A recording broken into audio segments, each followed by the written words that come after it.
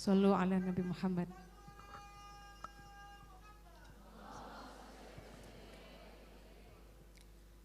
Bismillahirrahmanirrahim. Assalamualaikum warahmatullahi wabarakatuh.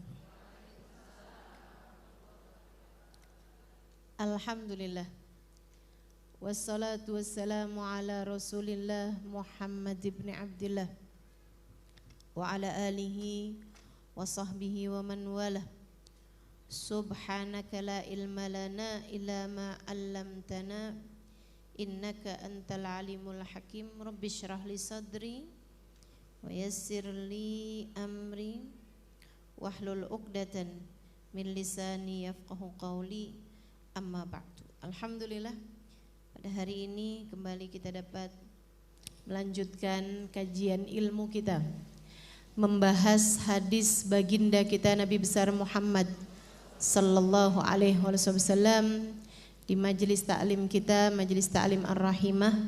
Mudah-mudahan majelis ta'lim ini dijadikan Allah sebagai salah satu tempat turunnya hujan rahmat Allah di atas muka bumi. Sahibatul hajat serta seluruh pengurus panitia dari majelis ta'lim ini semoga dipanjangkan umurnya, disehatkan badannya, dimurahkan rizkinya, dikabulkan hajatnya, semakin dicinta Allah SWT dan Rasulnya. Kita juga doakan Ustazah Khadijah Asgaf yang selalu memimpin pembacaan sholawat.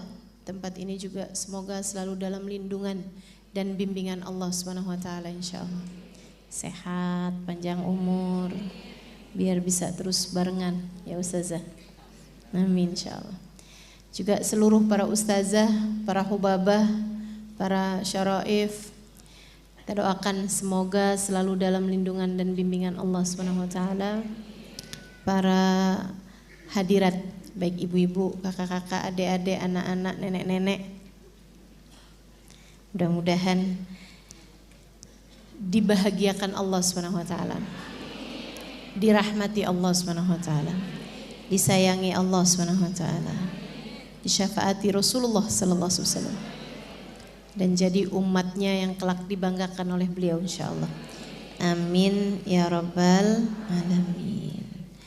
Baik teman-teman sekalian yang saya muliakan, kita akan melanjutkan kajian kita di kitab hadis, ya, hadis susunan Habib Muhammad bin Abdullah Al-Haddar, guru dari Al-Habib Umar bin Hafiz, guru dari Al-Habib Zain bin Ibrahim bin Smith Madinah. Kita doakan guru-guru kita yang masih ada di atas muka bumi ini, mudah-mudahan panjang umurnya, dibetahkan hidupnya, biar bisa terus membimbing kita insyaallah, sehingga kita mengerti caranya menjadi umat Nabi Muhammad alaihi wasallam yang salehah.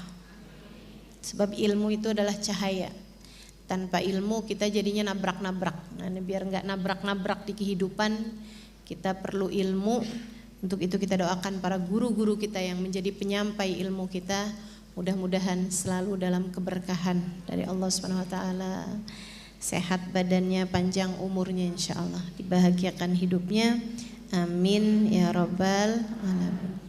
Habib Muhammadnya sendiri sudah wafat beberapa puluh silam lalu ya. Jadi sekitar 30-an tahun lalu lah Habib Muhammad bin Abdullah Al-Haddar ini wafat.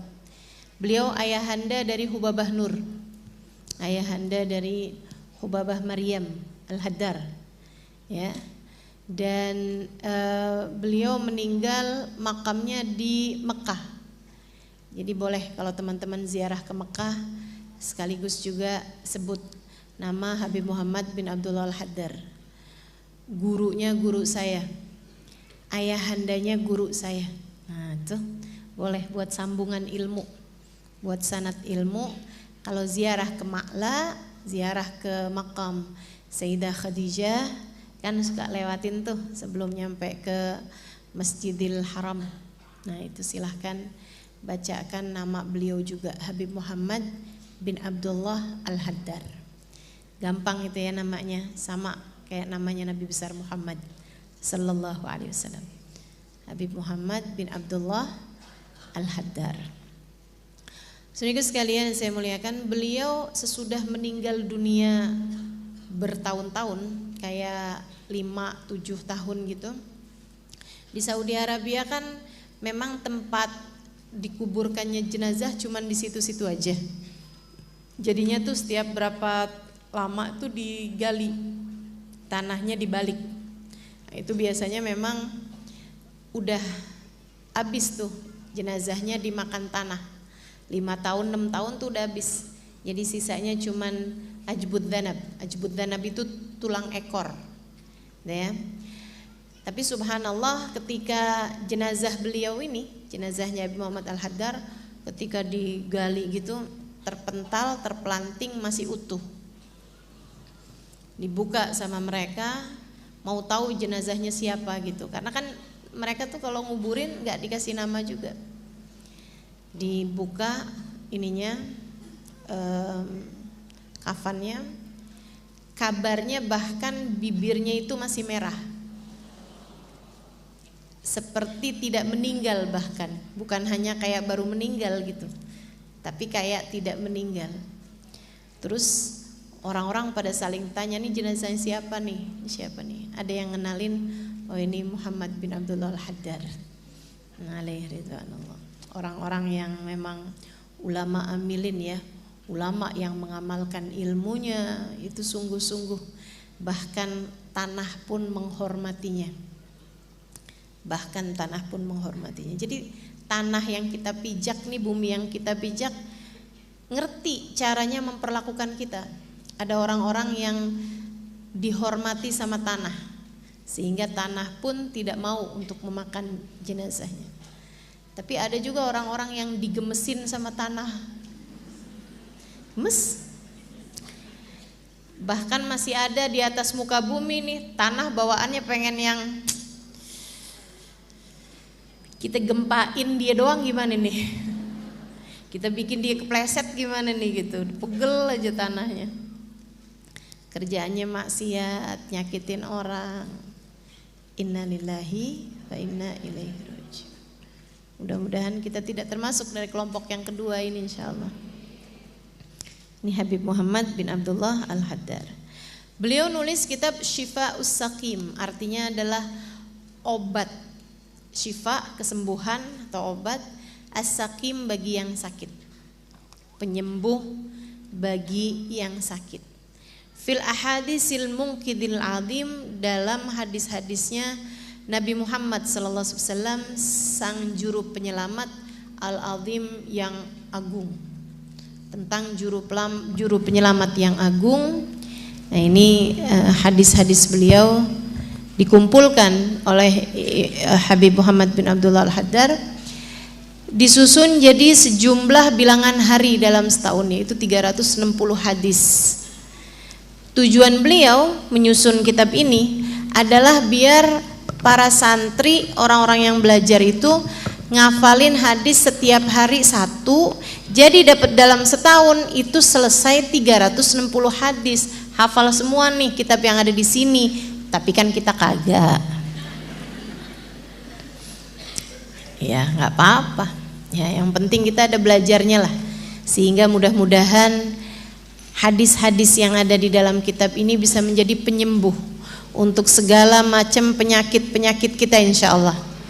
Yang sakit-sakit biar pada sehat dengan berkatnya hadis Nabi Muhammad, dengan berkatnya baginda kita Nabi besar Muhammad yang kita pelajari hadisnya di majelis ini. Yang sakit-sakit Allah angkat semua penyakitnya, amin.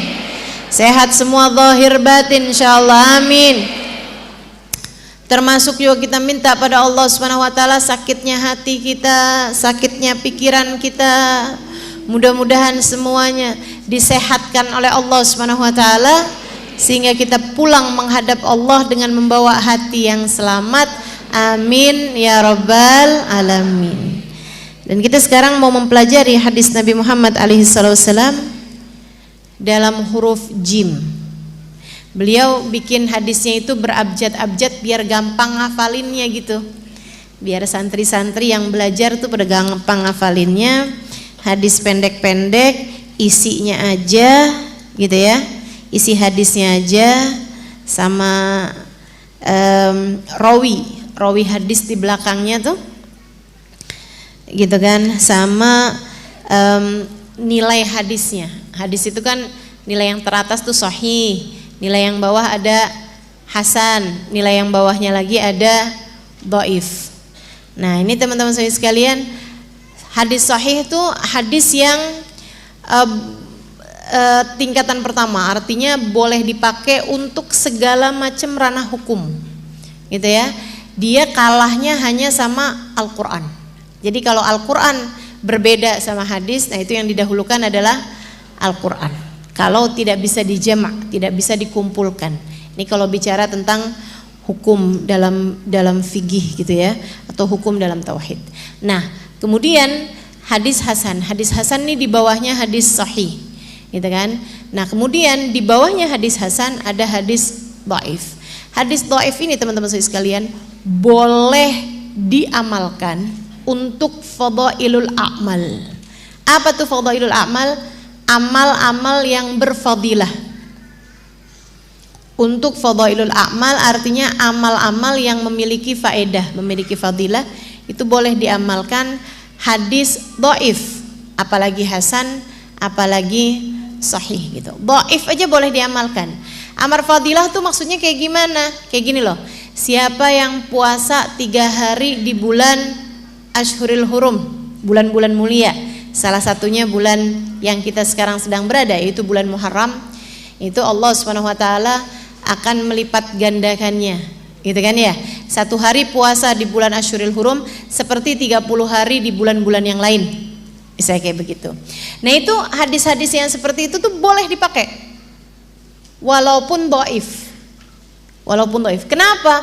Sebab yang namanya amar berfadilah, andai tidak ada hadisnya sekalipun, tapi merupakan pelajaran dari para ulama, itu boleh kok diamalkan.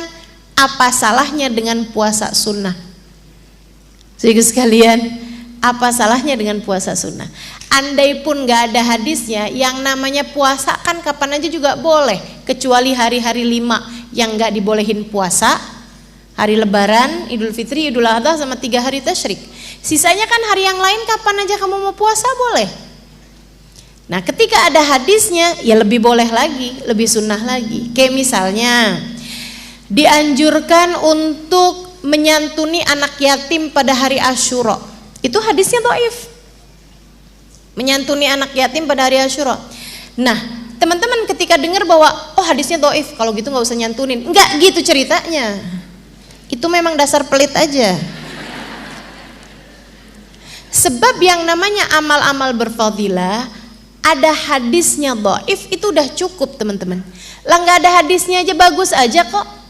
Nyantunin anak yatim nih, sekarang kalau saya mau menyantuni anak yatim, ngasih sumbangan kepada anak yatim, bagus apa nggak bagus? Bagus. Nggak akan ada orang bilang, kok kamu nyantunin anak yatim hari kayak begini? Ngapain? Bid'ah loh itu. Lah ini orangnya rada PA. Ada aja orang nyantunin anak yatim dilarang-larang. Kebaikan itu bahkan gak perlu dalil, teman-teman. Kebaikan bahkan tidak perlu dalil. Kalau ada dalilnya tambah lebih bagus lagi, tambah lebih yakin lagi kita ngerjainnya. Walaupun dalilnya adalah dalil dhaif. Begitu teman-teman sekalian. Nah, hadis ustazah gimana caranya menentukan hadis sahih, hadis dhaif, hadis hasan? Misalnya gitu ya. Ya kita mah nggak bisa nentuinnya. Ditentukan dari apanya ustazah? Dari sanadnya hadis. Apa tuh? Nah kan kagak ngerti. Makanya saya suka bingung orang-orang zaman sekarang tuh kalau dibilangin hadisnya bunyinya begini-begini, sahih apa dhaif? Kalau kita balikin, sahih emang apa? Kagak ngerti juga dia. Sok-sokan nanya ente. Itu ilmunya panjang. ilmunya tuh puluhan tahun untuk menentukan hadis sahih, apa dhaif, apa hasan.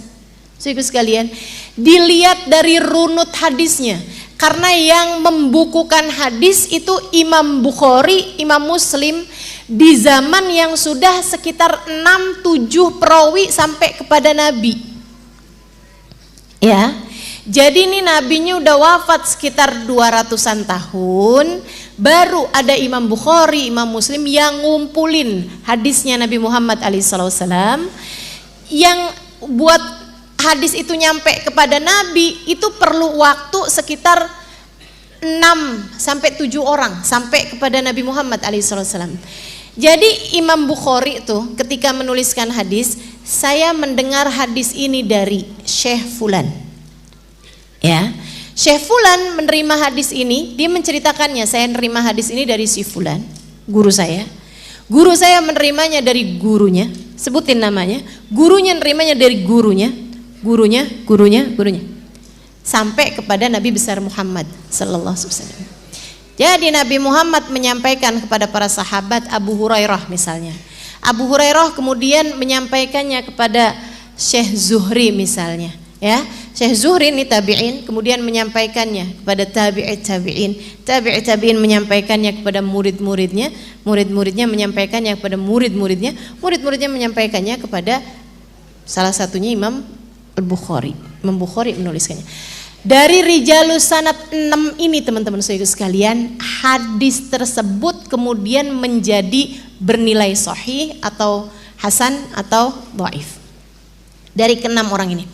Kalau semua 6-6-nya adalah orang-orang yang dikenal enggak lupaan. Ini kita sih sensor pertama udah nggak masuk nih, udah nggak masuk. Jadi kita kalau meriwayatkan hadis nih, dipastikan hadisnya kalau enggak dhaif, kalau enggak maudhu. Apa tuh hadis maudhu itu? Hadis palsu. Kalau kita yang meriwayatkan nih, soalnya meriwayatkan ini gini, kalau nggak salah sih.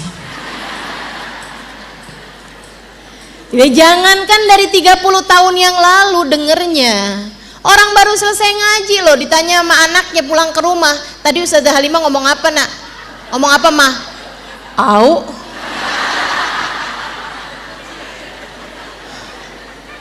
Ya kan mama habis pulang ngaji mah, mau Ustazah Halimah kan? Heeh. Ustazah Halimah ngomong apa? Kayak kemarin dah.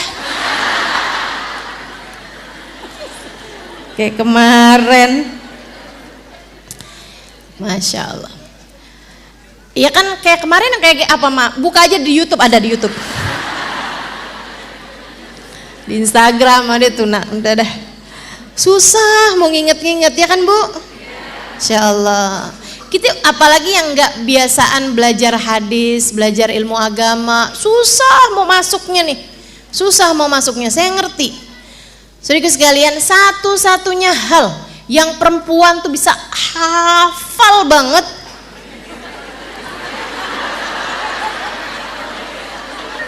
apa coba? Duit? Enggak, ada lagi di atas duit. Kesalahan suaminya.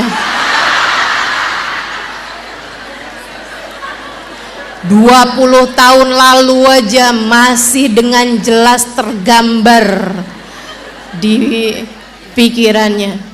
Waktu itu kamu pakai baju apa? Inget tuh. Mendadak jadi ahli sejarah. Luar biasa. Gitu kan. Nah itu kalau ada di antara mereka pernah bohong, gitu ya. Satu tuh ingetannya kuat. Kemudian yang kedua tidak pernah bohong.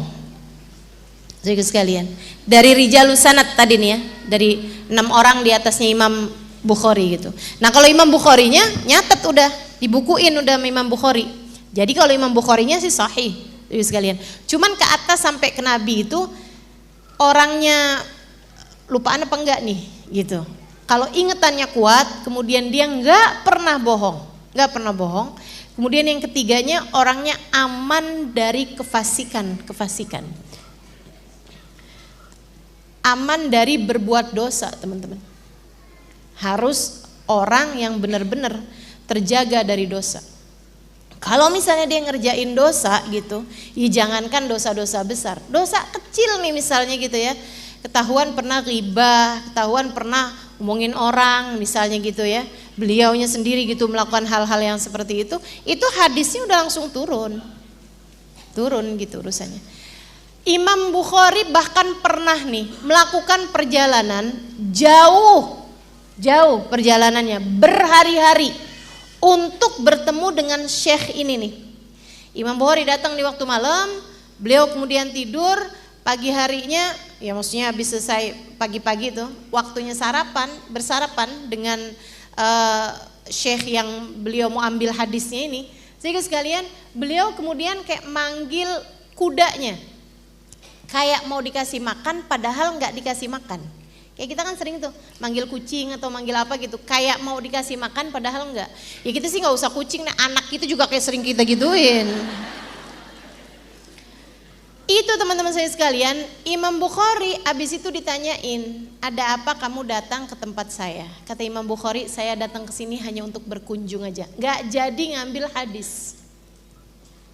Bukan hadisnya dihukum dhaif sama Imam Bukhari, enggak jadi ngambil hadis dari beliau, padahal udah perjalanan berhari-hari.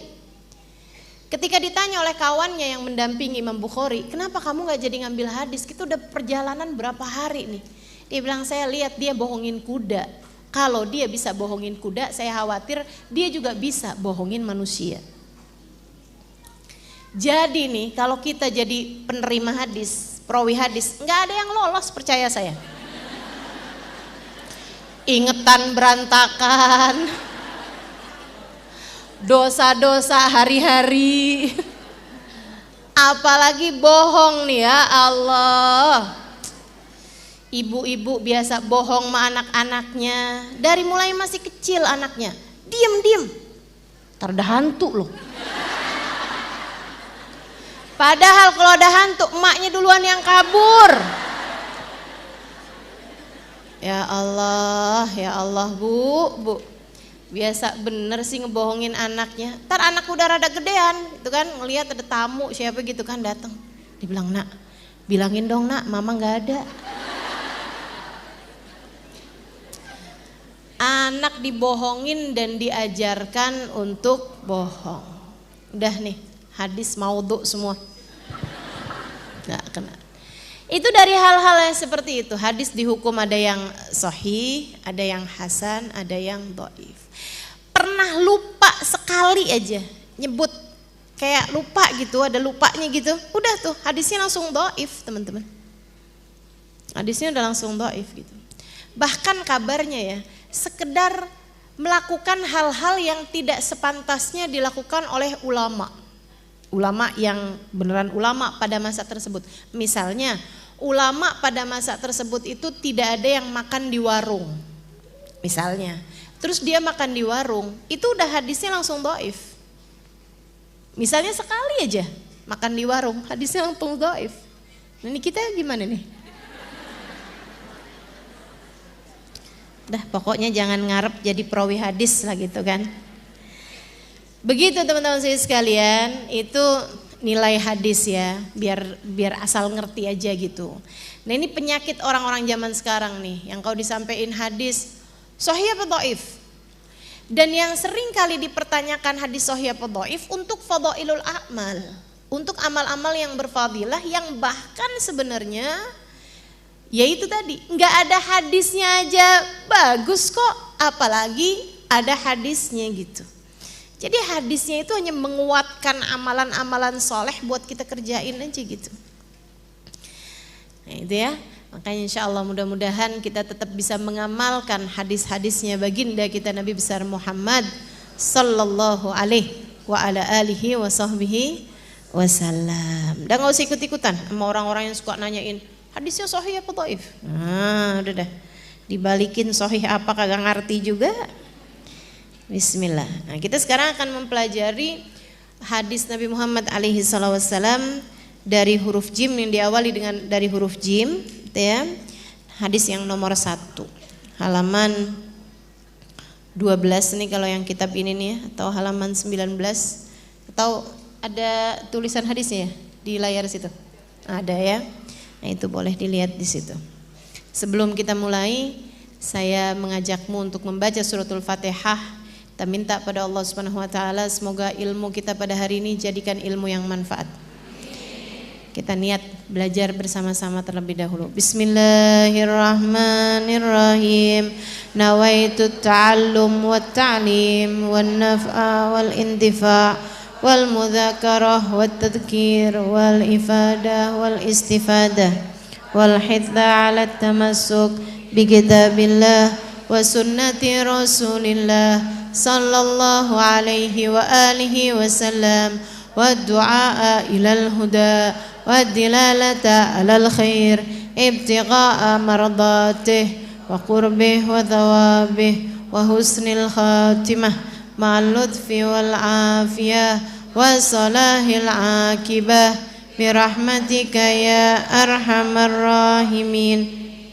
Ila hadratin Nabi Muhammad sallallahu alaihi wasallam wa alihi washabihi wazwajihi wa dzurriyyatihi wa ahli baitihi wasallim wa jamil anbiya wal mursalin wal qawni ajma'in wa khususan sayyidina Muhajirin Allah Ahmad bin Isa Fakil Muqaddam Muhammad bin Ali Balawi Sayyidil Habib Abdullah bin Abu Bakar Al-Aidarus Fakhrul Wujud Asy-Syaikh Bakar bin Salim wa usulihim wa furim tamar sahib ratib Abdullah bin Al-Haddad Ahmad bin Sirhab Syibban Abdul Habsyi wa jami' sadatina Ali Abi Alawi ajma'in khususan laruhi sahibul kitab Al-Habib Muhammad bin Abdullah Al-Haddar wa usulihim wa furu'ihim Hubab Maryam Al-Habib Muhammad bin Abdullah Al-Haddar wa usulihim mufurahim thumma ila arwahi arbatil aimmatil mujtahidin wa mughalidin fid din ulama amilin fuqaha wal muhaddisin wal qurra wal mufassirin wa sadatis sufiyatil muhaqqiqin ajma'in thumma ila arwahi al awliya tis'ah alladhina nasharuddin fi biladina al Indonesia thumma ila ruhil Imam al-Ghazali Muhammad bin Muhammad al-Ghazali thumma ila ruhi Syekh Abdul Qadir Jailani Allah yaghfir lahum wa yarhamhum wa ya'ni darajatihim fil jannah wa yanfa'una barakatihim wa asrarihim wa anwarihim wa ulumihim wa nafahatihim fid din wa dunya wal akhirah. Al-Fatihah. Bismillahirrahmanirrahim.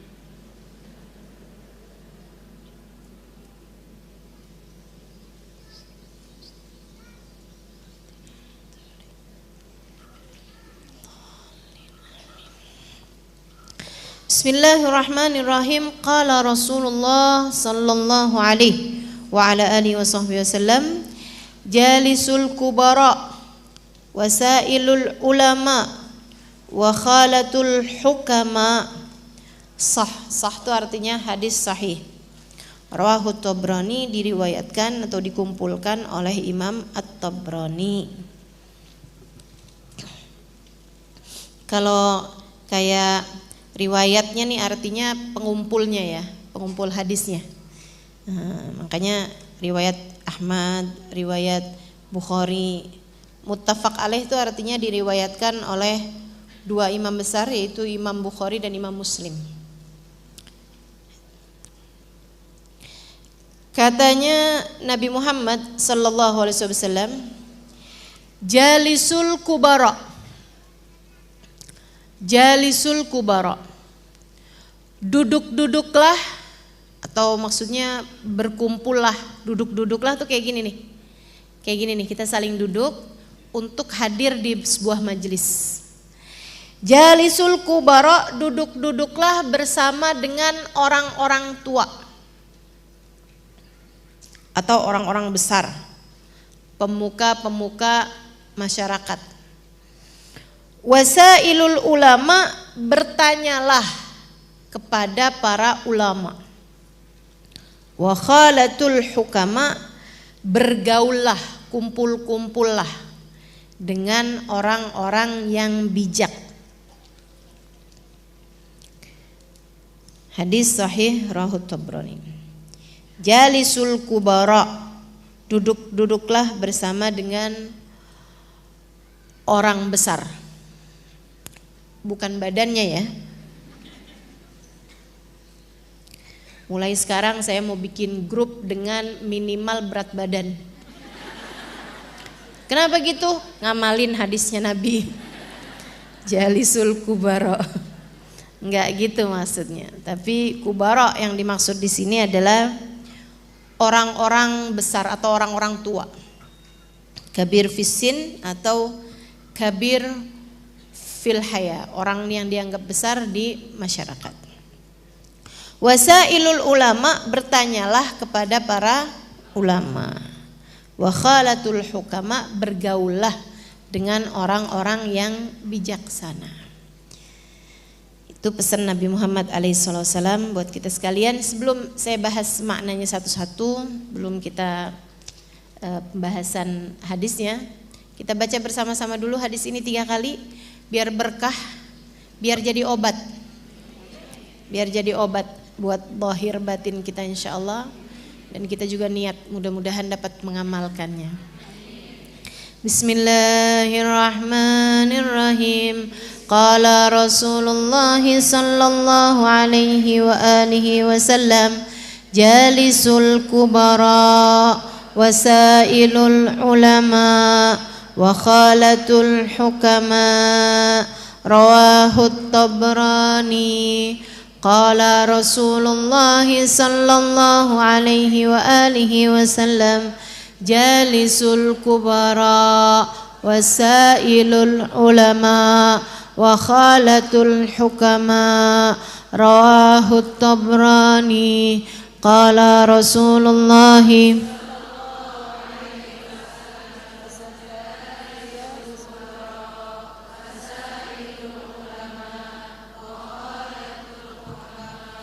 rawahu Tabrani. Itu pesan Nabi Muhammad buat kita.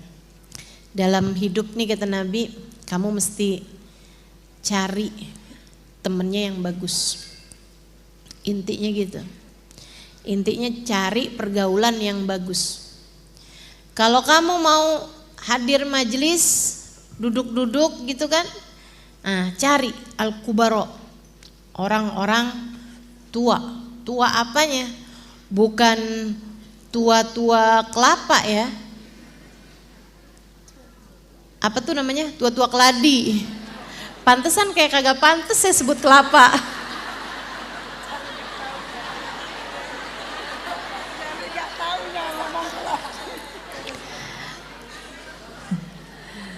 Ternyata keladi. Iya benar.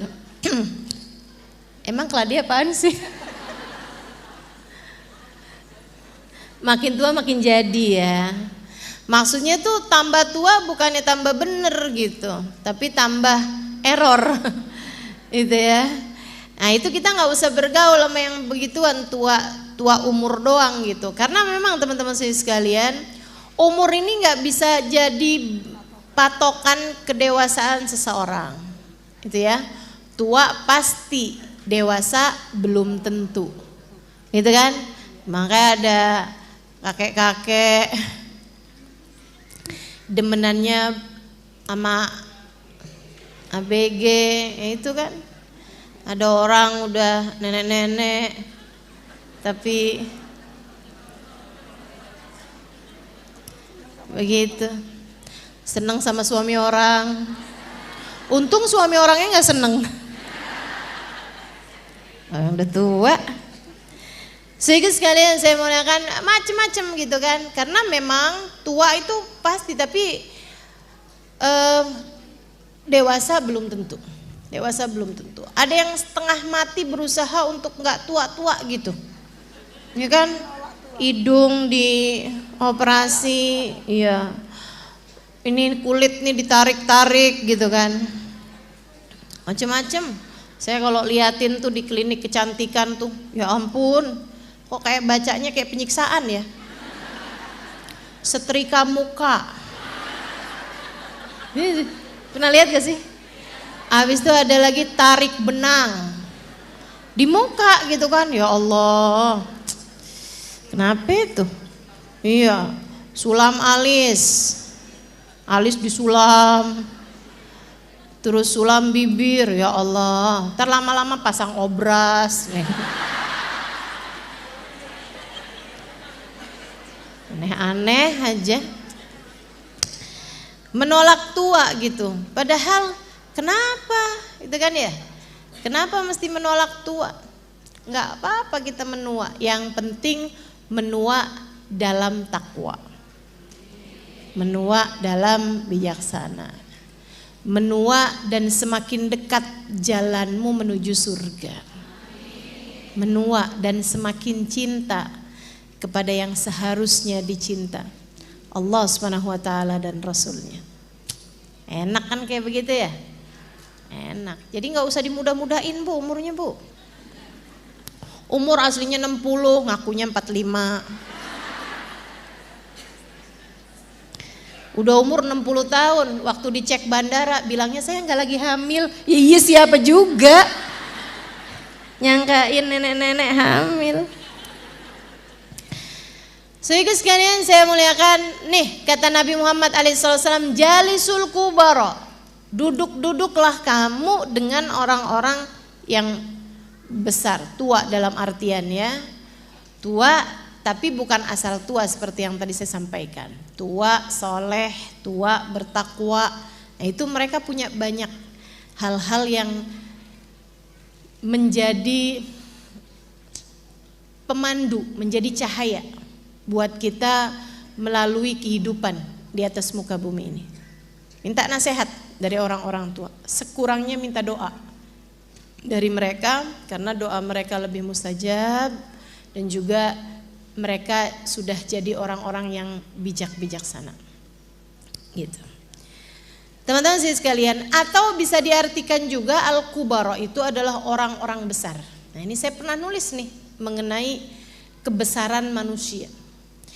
Istilah besar ini sering dipakai sama guru saya Hubabah Bahiyah alaihi ridwanullah, seorang perempuan yang banyak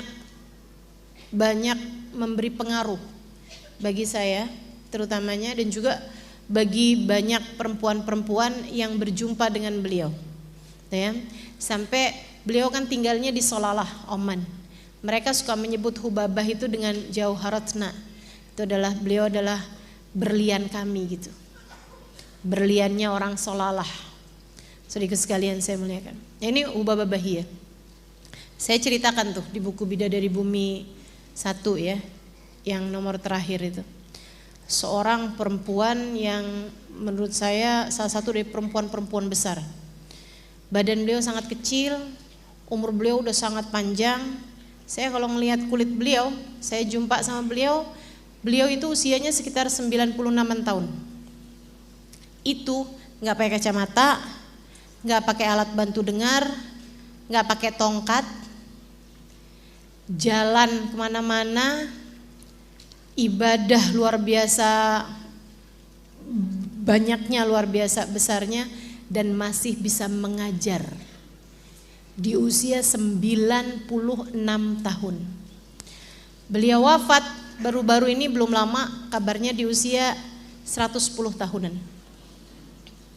Jadi sekalian saya muliakan, saya kalau ngelihat beliau, kulit beliau tuh ngelihatnya kayak ngerasa ngelihat barang-barang antik, kayak yang udah lapuk banget gitu, udah lama banget menjalani kehidupan gitu. Masya Allah. Badannya kecil aja tapi kuat sekali. Beliau haji, maksudnya haji terakhir sebelum saya jumpa sama beliau, di usia 93 tahun naik Gua Hiro. Naik Gua Hiro. Ketika saya bersama dengan beliau 96-an tahun, itu beliau naik ke Muhajir Ilallah Ahmad bin Isa, yang buat naik tuh ada 200-an tangga buat nyampe ke atas. Beliau naikin tuh teman-teman, serius kalian. Dari bawah ke atas, dari atas juga turun ke bawah lagi. Itu hal yang bahkan teman-teman tuh nggak bisa lakukan karena kami berziarah ke Muhajir tuh udah sore. Jadi paginya ziarah ke Sayyidina Ali Habsyi gitu ya, nulis kitab Simtud Durar, kemudian ke Huraidah, kemana. Terakhir baru ke Muhajir. Jadi banyak teman-teman tuh yang milih, udah deh kita ziarah dari bawah aja deh, Allah Maha menyampaikan, katanya gitu. Kita lagi diskusi gimana nih Ustazah Halimah, kita mau naik apa nggak naik gitu. Saya masih lagi mikirin gitu kan, enaknya gimana ya. Hubabah Bahiyah udah naik aja. Pas saya lihat siapa tuh yang udah naik, nggak nungguin komando dari ustazah gitu kan, dari para ustazah yang lagi meeting, udah naik aja. Ternyata pas dilihat, oh Hubabah Bahiyah, langsung naik semua jadinya. Luar biasa, salah satu perempuan hebat, perempuan besar. Nah Hubabah Bahiyah kalau lagi ngomong sama saya nih, Hubabah tuh sering banget mengistilahkan hiya kabirah lima hiya kabirah. gitu. Sering ngebilangin orang tuh dia orang besar Halimah, dia orang besar. Hubabah Nur dibilangin ya kabirah Halimah. Tahu kalau ngomongin Habib Umar gitu, rajul kabir. Habib Umar itu adalah orang yang besar gitu. Pokoknya kalau beliau ngomongin ulama, ngomongin orang-orang yang Masya Allah gitu kan, istilahnya itu selalu kabirah gitu loh. Selalu pakai istilah orang besar. Saya tuh lama gitu mikirin orang besar yang dimaksudkan Hubabah nih apa gitu. Karena tentu bukan besar, nggak selalu yang dibilangin Hubabah orang besar itu orang berilmu. Kadang-kadang juga enggak. Maksudnya bukan ulama yang menyebarkan ilmu gitu. Enggak selalu orangnya tuh ngajar gitu kan. Hubabah Umairah dulu juga dibilangin sama Hubabah Bahiyah ini hiya kabirah gitu. Hubabah Umairah nih orang besar. Hubabah Umairah nggak ngajar. Jadi sekalian saya muliakan, jadi saya pikir-pikir apa ya gitu. Kenapa kok Hubabah Bahiyah suka pakai istilah besar nih, definisi besar dalam pandangan Hubabah Bahiyah nih apa kira-kiranya gitu. Terus ini hasil pemikiran saya, mudah-mudahan benar.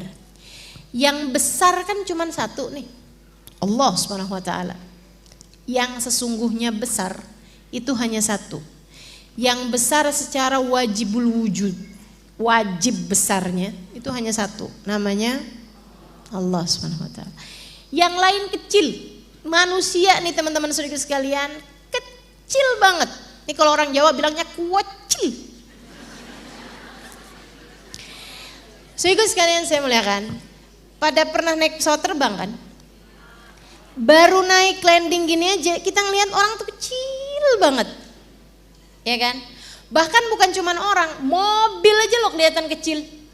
Rumah kelihatan kecil. Kan begitu ya?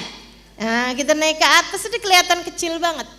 Saudara sekalian yang saya muliakan, nah itu tuh jangankan manusia, jangankan mobil, rumah, bangunan yang kita seringkali menganggapnya besar gitu ya. Bahkan planet bumi dibandingkan dengan semesta itu kayak sebiji kacang hijau dalam tumpukan berkintal-kintal.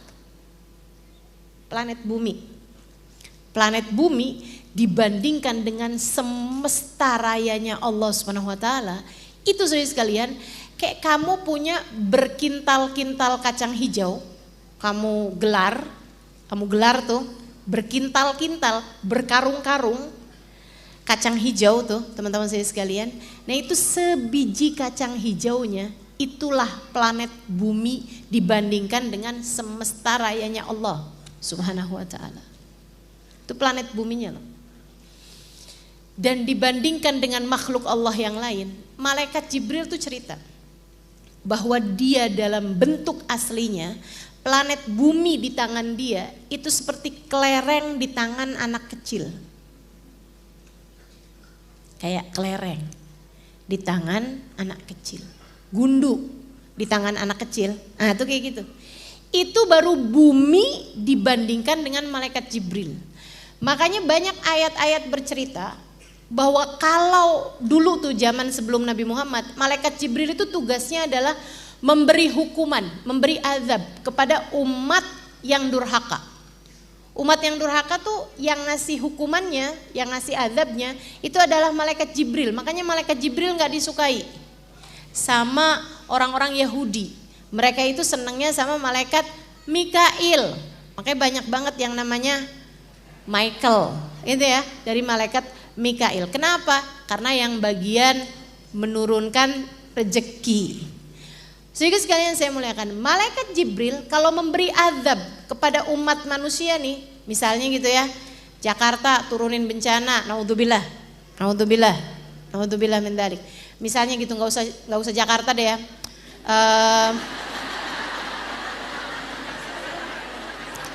Contoh aja saya nggak rela. Misalnya gitu, Rwanda.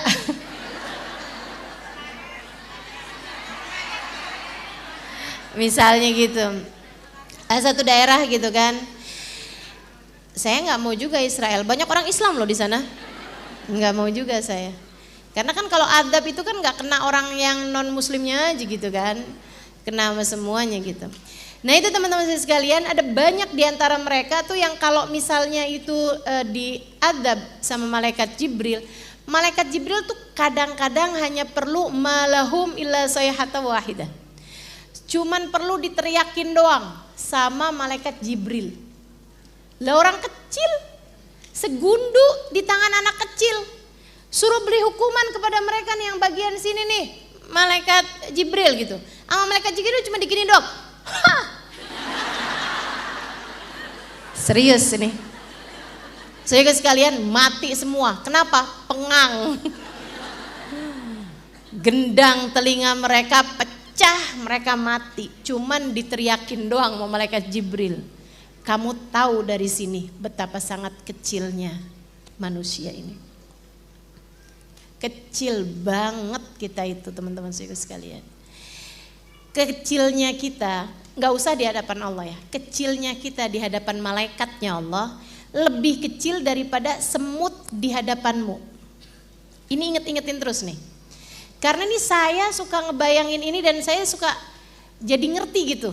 Bahwa mana hal yang perlu saya besarkan, mana hal yang gak perlu saya besarkan gitu. Kayak urusan mobil, urusan rumah, apa segala macam. Kecil, kenapa gitu? Ya itu dia saya ngebayangin. Saya ngebayangin semut. Semut kan karena kecil, kita ngelihat segala-galanya semut itu kecil. Kalau semut, mobilnya semut kecil apa gede? Kecil juga. Rumahnya semut kecil apa gede? Kecil juga gitu. Jadi apapun aja, makanya sering saya sampaikan nih, apapun yang gak kamu bawa mati, jangan bela mati-matian.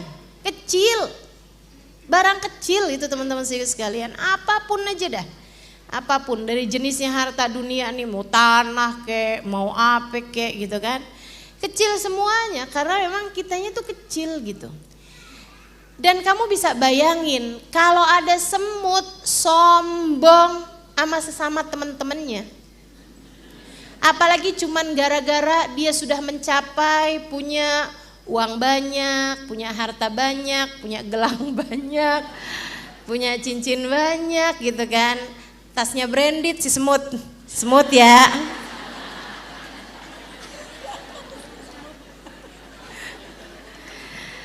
Kalau kita lihat gitu kan, ada semut nih, songong banget. Nih bahasa Betawinya nih, songong banget gitu kan. Hai Jeng, apa kabar?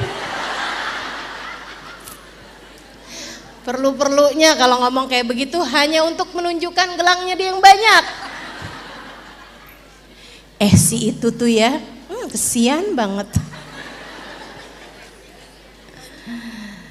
Masya Allah, Masya Allah. Kecil kan, kita kalau ngelihat nih ada semut nih, belagu banget gitu kan. Nuntut mulu sama suaminya. Yang dituntut juga barang-barang kecil. Terus habis itu ngomongnya nyolot sama suaminya kan, kasar. Ini bini semut ya, jangan lupa. Saya nggak lagi ngomongin orang. Bini semut gitu kan. Kalau kamu nggak pulang bawa uang, sekalian nggak usah pulang. Semut. Terus suaminya pulang nggak dibukain pintu sama dia gitu. Kita nih sebagai orang nih ngeliatnya, ya ampun belagu banget sih mut, kecil mut. Kita giles juga mati. Betul gak? Kita di hadapan malaikat lebih kecil daripada semut di hadapan kita. Jangan belagu. Jangan belagu. Saudaraku sekalian yang saya muliakan, jangan belagu. Beginiin dikit sama malaikat nih, kita lagi jalan nih pakai mobil kita yang juga kecil, gitu ya, iya, terpelanting dikit aja nih, digoyang dikit aja mobil kita udah tuh, mati kita, jatuh ke jurang gitu kan, tertabrak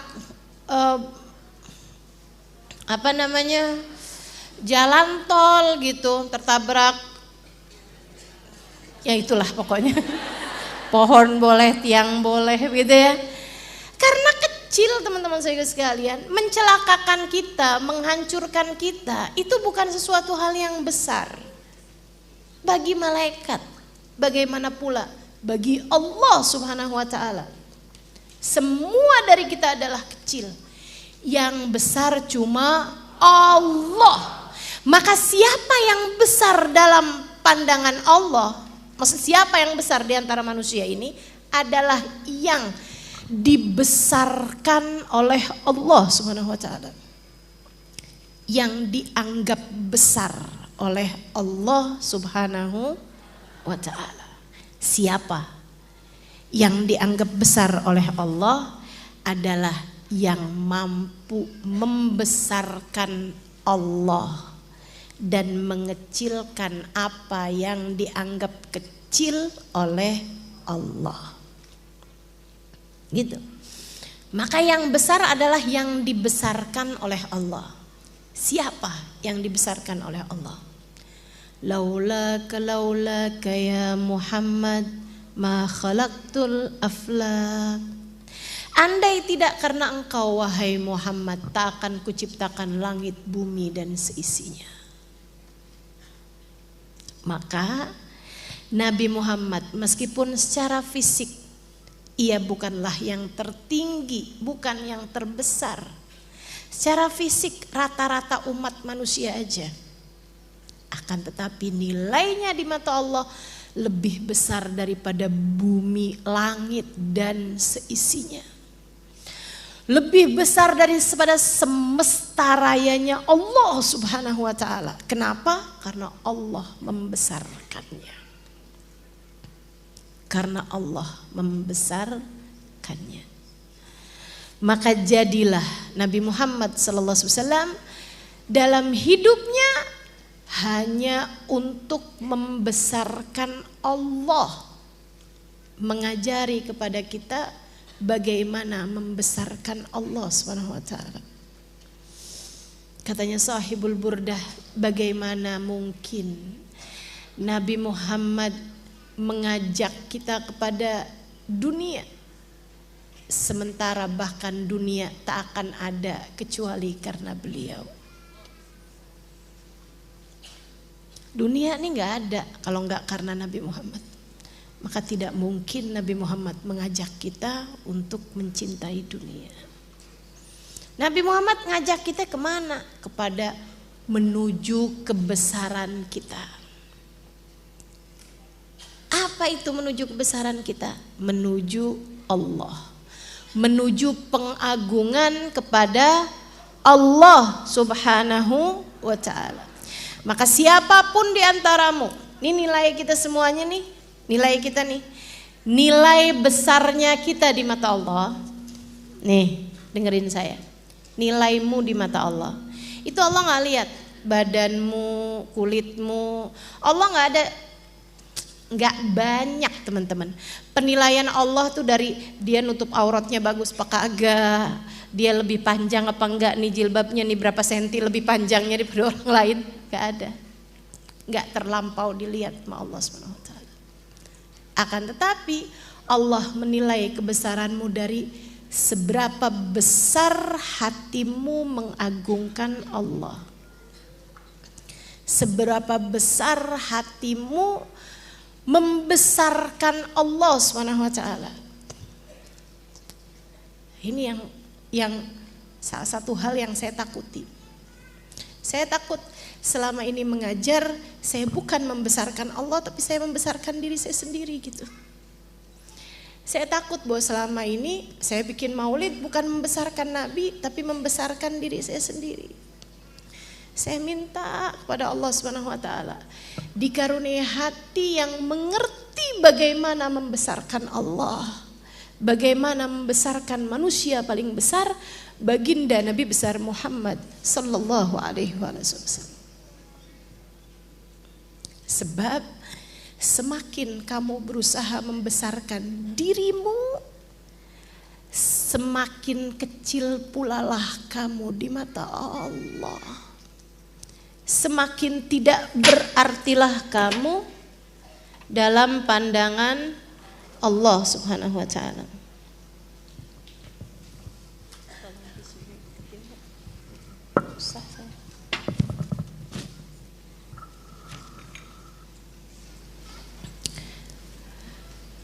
Apapun aja bentuknya dari ibadah yang kita lakukan.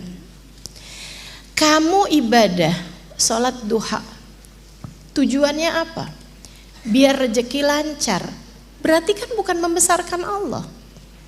Kamu tujuannya sholat duha membesarkan rezekimu. Saudariku sekalian yang saya muliakan, artinya gak banyak nilainya. Sholat duha tidak membesarkanmu jika tujuan sholat duha tersebut hanya untuk membesarkan rezekimu. Paham sampai sini?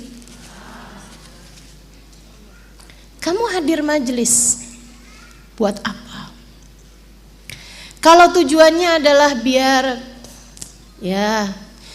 saya tuh jadinya dilihat orang sebagai orang solehah lah gitu. Kamu berarti hadir majelismu itu hanya untuk membesarkan dirimu sendiri. Saya hadir majelis biar pinter. Nanti saya bisa jawabin suami kalau dia lagi ngomong. Saya jadi punya modal. Ini ada istilah orang nih. Ada istilah orang juga kayak gitu. Ustazah, alhamdulillah nih kalau dengar kajian Ustazah nih saya punya modal. Modal buat apa Bu? Saya udah GR aja. Saya kirain modal kebahagiaan hidup dunia akhirat. Saya kirain modal selamat di hari akhirat. Dia bilang modal buat jawabin suami Ustazah. Innalillahi wa inna ilaihi rajiun. Saya sampai bilang, ya Allah, kalau dia durhaka sama suaminya dan dia pakai ilmu saya, jangan hisab saya ya Allah atas apa yang dia lakukan. Masya Allah. Sedikit sekalian saya muliakan, kalau begitu masalahnya, berarti kamu tidak membesarkan Allah dengan dudukmu di majelis ini. Kamu tidak membesarkan Nabi Muhammad dengan dudukmu di majelis ini. Kamu hanya sedang membesarkan dirimu sendiri, membesarkan ilmumu sendiri, membesarkan nilaimu sendiri. Dan itu saudaraku sekalian adalah ilusi. Kamu menganggap dirimu besar karena ilmumu. Kamu menganggap dirimu besar karena jamaahmu. Kamu menganggap dirimu besar karena majlismu. Kamu menganggap dirimu besar karena bahkan ibadahmu yang belum tentu diterima Allah Subhanahu wa taala itu. Semua penganggapan tersebut adalah ilusi, enggak sesuai dengan faktanya. Faktanya adalah bisa jadi semakin banyak yang kamu lakukan menjadikan dirimu semakin kecil dalam pandangan Allah. Karena nilai kebesaran kita yang sesungguhnya adalah ada pada hati yang mengerti mengagungkan Allah. Ada pada hati yang mengerti membesarkan Allah. Begitu.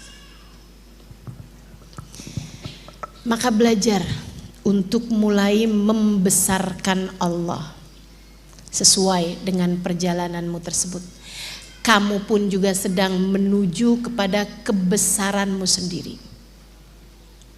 Dan siapa yang dibesarkan Allah, tak ada siapapun yang bisa mengecilkannya. Tidak harta, tidak jabatan, tidak sakit, tidak apapun. Jadi sekalian, Habib Umar bin Hafid, orang yang dibesarkan oleh Allah SWT. Beliau mulia saat miskin, saat kaya. Beliau mulia saat orang puja, saat orang caci. Habib Umar bin Hafid, beliau mulia saat Yaman sedang damai, bahkan saat Yaman sedang perang. Siapa yang bisa bilang, oh ternyata Habib Umar gitu aja ya, tuh buktinya negaranya sendiri berperang? Enggak ada. Sedikit sekalian yang saya muliakan, Habibana Zain bin Smith, Beliau mulia saat punya pondok pesantren pun saat pondok pesantrennya ditutup. Habib Zain bin Smith, beliau mulia saat beliau berdakwah secara langsung pun saat beliau menulis kitab-kitabnya, karena beliau dilarang untuk berdakwah secara langsung di kota Madinah tempat beliau tinggal. Orang-orang mulia tetap mulia dalam segala keadaan. Orang-orang besar tetap besar dalam segala keadaan. Kenapa? Sebab mereka bukan dibesarkan harta, bukan dibesarkan jabatan, bukan dibesarkan pandangan orang, bukan dibesarkan hal-hal apapun, saudaraku sekalian yang saya muliakan. Saat mereka sehat, mereka besar. Saat mereka sakit pun mereka besar.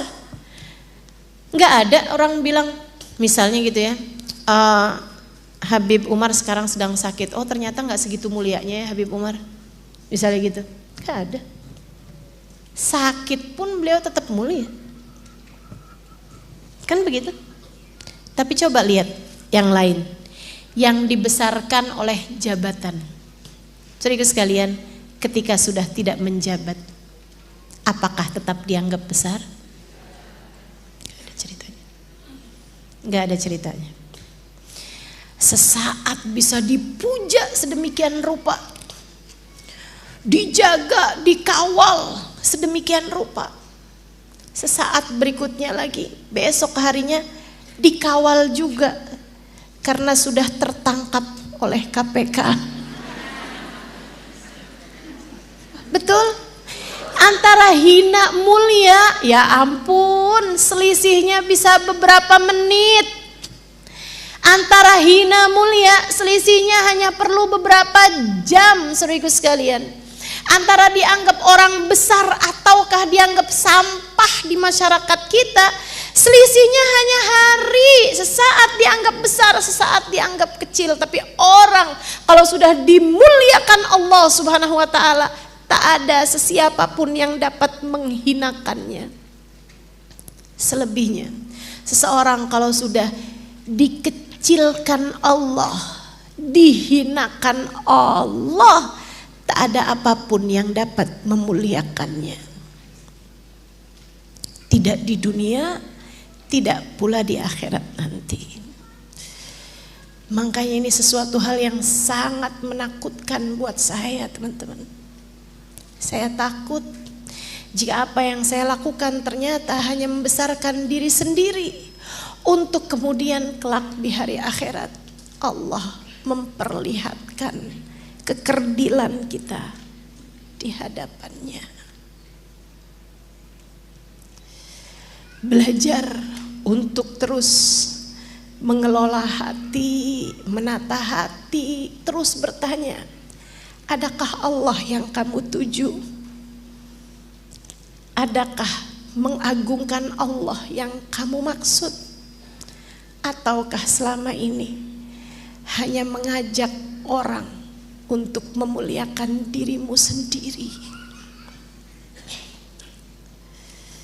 Kita tidak mau membesarkan diri, tidak pula bendera kita, tidak pula majelis kita, tidak pula komunitas kita.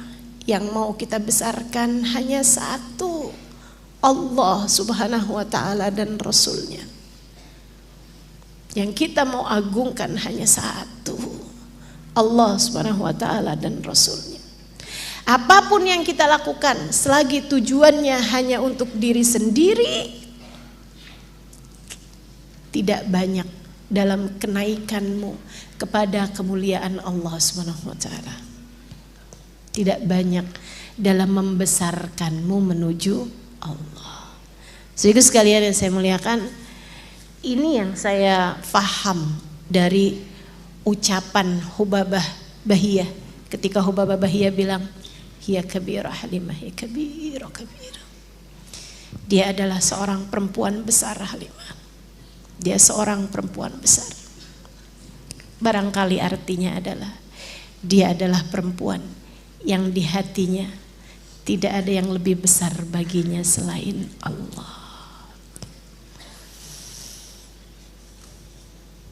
Ketika Habib Umar disampaikan oleh Bapak Bahiyah, huwa kabir, kabir. Dia adalah seorang laki-laki besar, seorang yang besar. Barangkali maksudnya adalah bahwa Habib Umar bin Hafid dalam hidupnya tidak pernah membesarkan dirinya sendiri, tidak pula membesarkan dunianya, tidak pula membesarkan namanya, tidak pula membesarkan jabatannya, tidak pula membesarkan image-nya di masyarakat. Tidak. Habib Umar dalam hidupnya hanya mengerti membesarkan Allah. Itu sebabnya Allah pun membesarkannya hingga mereka pun menjadi hamba-hamba yang besar dalam pandangan Allah, hingga bahkan tanah tak mampu memakannya, hingga bahkan tanah taat kepada Allah untuk tidak melumatnya. Kebesaran macam apa itu? Dimuliakan bumi, dimuliakan langit, dimuliakan para malaikat. Saudariku sekalian yang saya muliakan, saat Sayyidina Sa'ad ibn Mu'ad meninggal dunia, jenazahnya tuh ringan sekali. Sahabat Nabi Muhammad alaihissalam, salah satu dari orang yang sangat disayangi oleh Nabi Muhammad, sangat dimuliakan oleh Nabi Muhammad alaihissalam, pemimpin sebuah kabilah. Ketika dia masuk Islam, karena dia dicintai, orang sekabilahnya masuk dalam agama Islam, kesayangan Nabi Muhammad. Sayyidina Sa'ad ibn Mu'ad ketika meninggal dunia, jenazahnya tuh nggak ada beratnya, dibawa tuh ringan banget. Orang Islam bawa jenazah ringan, masya Allah, nih Sayyidina Sa'ad nih memang nggak ngerti ngerepotin orang, hidup nggak pernah nyusahin orang, mati juga nggak pernah nyusahin orang. Jenazahnya sampai ringan kayak begini nih, kayak bawa kapas rasanya, kayak nggak bawa apa-apa gitu. Ya ampun, ringan banget sini jenazah orang Islam. Ada orang munafik ikutan ngangkat jenazah. Jadi kan ganti-gantian tuh ngangkatin jenazahnya untuk tabarukan. Sehingga sekalian dibawa sama orang munafik, dia nyeletuk gini, nah khafiful wazan, khafiful qadar indallah. Ini orang ringan banget ya, kayaknya sih emang kecil nilainya di mata Allah. Kecil nilainya di mata Allah. Bukan orang besar nih, jenazahnya aja nggak ada beratnya. Orang munafik mikirnya negatif aja. Hati-hati sama pikiranmu teman-teman. Kalau selalu melihat negatif kepada yang lain, positif pada diri sendiri, benih kemunafikan ada dalam dirimu.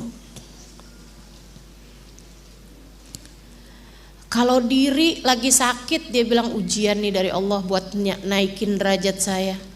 Kalau ada orang lain dikasih sakit, dia bilang hukuman dari Allah tuh, azab, diazab, dosanya banyak. Kenapa nggak dibalik? Kamu seharusnya ngebalik. Kalau ada orang sakit, ya ampun tuh orang baik, diuji sama Allah buat naikin derajat dia. Kalau diri sakit, emang banyak dosa nih, sama Allah dikasih sakit, mudah-mudahan buat ngapusin dosa-dosa saya gitu. Kita kan suka enggak? Nih mudah-mudahan Allah selesaikan kita dari benih-benih kemunafikan. Saudara sekalian saya muliakan, kembali kepada Sayyidina Sa'ad. Dia ngomong bisik-bisik nih si orang munafik nih sampingnya nih. Innahu khafiful wazan khafiful qadar indallah. Ala-ala julidnya netizen. Dia bilang nih kayaknya nih ya, ringan banget nih jenazahnya. Dia emang kecil nilainya di mata Allah. Sebelahnya orang mukmin. Dia bilang, shh. Dia kayak gitu tiba-tiba kedengaran suara dari belakang. Suaranya baginda Nabi besar Muhammad. Yang padahal Nabi Muhammad tuh jaraknya tuh berpuluh-puluh meter. Gak mungkin bisa denger secara telinganya manusia biasa. Tapi kan memang Nabi Muhammad bukan manusia biasa. Ia adalah permata. Jika diibaratkan manusia adalah kerikil. Nabi Muhammad permata teman-teman. Jadi menabi karena Allah SWT menjadikan Nabi Muhammad ini orang besar, Allah pun membesarkannya. Termasuk membesarkan semua organ, semua panca inderanya. Membesarkan telinganya, bisa mendengar hal-hal yang seharusnya tidak didengar orang. Membesarkan penglihatannya, bisa melihat apa yang tidak dilihat orang. Itu sebabnya Nabi Muhammad bilang, atimur ruku' awas sujud, fawalladhi nafsi biyadih inni la arakum min wara'i dhahri ma idza raka'tum wa idza sajadtum. Sempurnakanlah ruku' sujud kalian, aku bisa melihat kalian dari belakangku sebagaimana kalian selama ini bisa melihat dari arah depan. Kita punya mata bisa melihat arah depan doang. Nabi Muhammad bilang, aku bisa melihat dari arah belakangku sebagaimana kalian bisa melihat dari arah depan kalian. Allah besarkan penglihatannya, Allah besarkan telinganya. Kenapa? Karena Nabi Muhammad orang besar. Katanya Nabi Muhammad alaihissalam, "Malladzi yaqulu hakada? Manilladzi yaqulu hakada?" Siapa tuh yang berani-berani ngomong kayak begitu? Innahu khafiful wazn khafiful qadr indallah. Ini ringan berat jenazahnya karena ringan nilainya di mata Allah. Siapa tadi yang berani ngomong kayak begitu? Oh, si mukmin tadi tuh. No, tuh kan. Kayak kita deh. Kalau ada orang ditegur, tuh kan. Nabi kasih tahu kejadian sebenarnya. Kenapa jenazahnya ringan? Saudaraku sekalian yang saya muliakan. Faqad ra'aitu sab'ina alf malak lam yanzilu minas sama nazalu litasyi'i janazah Sa'ad ibn Mu'ad. Aku telah melihat 70.000 malaikat langit yang tidak pernah turun ke bumi, hari ini turun untuk mengawal mengantarkan jenazahnya Sa'ad bin Mu'ad. Jenazahnya ditakziahi dan diantarkan ke kubur oleh 70.000 malaikatnya Allah SWT. Masya Allah. Orang besar, orang besar diperlakukan besar oleh Allah SWT. Allah kalau sudah membesarkan seseorang, diturunkan 70.000 malaikat mengantarkan jenazahnya. Allah tuh sama orang-orang yang dimuliakan di sisinya mau repot, teman-teman. Meskipun tentu tidak ada yang repot dalam pandangan Allah, tapi maksudnya nurunin 70.000 malaikat, ini kan luar biasa bener gitu. Hanya untuk mengantarkan jenazahnya seorang manusia kecil ini loh. Kecil kan, Sa'ad bin Mu'ad bukan yang raksasa gitu, bukan. Bukan yang pejabat, raja gitu waktu hidup di dunia, enggak. Manusia. Tapi Allah turunkan sekian ribu malaikat, 70.000 malaikatnya Allah. Luar biasa. Allah paling ngerti caranya memuliakan hambanya. Allah paling ngerti caranya menyayangi hambanya. Allah paling ngerti caranya mencintai hambanya. Makanya kalau teman-teman nanya sama saya, Ustazah, saya kepengen doain Ustazah nih, mesti doain apa ya buat Ustazah? Doain saya disayang sama Allah. Kenapa gitu? Karena Allah ngerti caranya nyayangin hambanya. Kita kadang gak ngerti caranya sayang sama orang, tapi Allah ngerti. Itu ya, itu aja. Jadi hamba yang disayang sama Allah SWT. Jadi hamba yang dimuliakan Allah, Ustazah, ketinggian, gak usah disayang aja. Disayangkan sama yang kecil-kecil, sama yang melas-melas kan kita juga sayang. Anak kita semakin gak berdaya, kita semakin sayang. Mudah-mudahan Allah sayangi kita semua, teman-teman. Saudaraku sekalian yang saya muliakan, jadi orang besar itu adalah orang yang dibesarkan oleh Allah. Kenapa Allah membesarkan dia? Karena dia membesarkan Allah dalam hatinya. Kamu pengen jadi orang besar? Yuk, tinggalin duniamu, tinggalin mengagungkan duniamu, mulailah belajar mengagungkan Allah. Mulai dari hal yang terkecil. Kalau doa jangan minta dunia mulu. Minta disayang sama Allah. Minta diampuni dosa kita sama Allah. Minta diridhoi Allah. Minta sholat bisa khusyuk. Minta ibadah bisa ikhlas. Ada banyak hal. Minta bersihnya hati, teman-teman. Minta bersihnya hati. Minta terjaganya anggota tubuh dari perbuatan dosa. Yang jadi istri minta biar bisa dijadikan Allah istri yang solehah. Jangan cuma sekedar minta suami biar jangan poligami. Minta biar jadi istri yang solehah. Terhadap anak-anakmu mintalah agar kamu dijadikan Allah ibu yang solehah, yang ngerti bagaimana mendidik anak-anak, membawa mereka ke jalan surga. Minta. Ada banyak hal-hal besar yang kamu perlu minta. Lebih daripada semuanya, kamu perlu minta husnul khotimah. Jangan cuma sekedar minta duit. Jangan cuma sekedar minta rumah, minta mobil. Malu. Semuanya bakal kamu tinggalkan, takut nyesel. Bukan hanya malu juga, takut nyesel, teman-teman. Begitu kamu mati, semuanya kamu tinggalin. Di sini nggak ada, saya yakin nggak ada di sini. Yang kalau mati minta dimasukin ke dalam kubur sama kulkas-kulkasnya. Yakin saya. Secinta apapun kamu sama dunia, nggak ada yang, nah nanti kalau mama masuk ke dalam kubur nih nak pasangin AC ya nak. Nggak ada pasti. Sehingga sekalian saya mulai minta hal-hal besar yang bakalan kamu bawa mati dalam alam kuburmu. Minta husnul khotimah. Minta hati yang mengerti mencintai Allah. Minta hati yang mengerti mencintai Nabi Muhammad. Minta hati yang mengerti berkhidmah kepada jalan Allah Subhanahu wa taala. Minta hati yang mengerti memuliakan orang-orang yang dimuliakan oleh Allah Subhanahu wa taala. Minta dalam alam kubur nanti kamu dibahagiakan Allah. Itu sesuatu hal yang kalau kamu gak minta saat kamu hidup di dunia ini, kamu bakalan nyesel, teman-teman. Kamu bakal nyesel. Minta biar kuburnya enak. Minta biar kuburnya nanti jadi raudhah min riyadil jannah. Minta biar di padang mahsyar nanti itu kamu bisa ada di belakang Nabi Muhammad.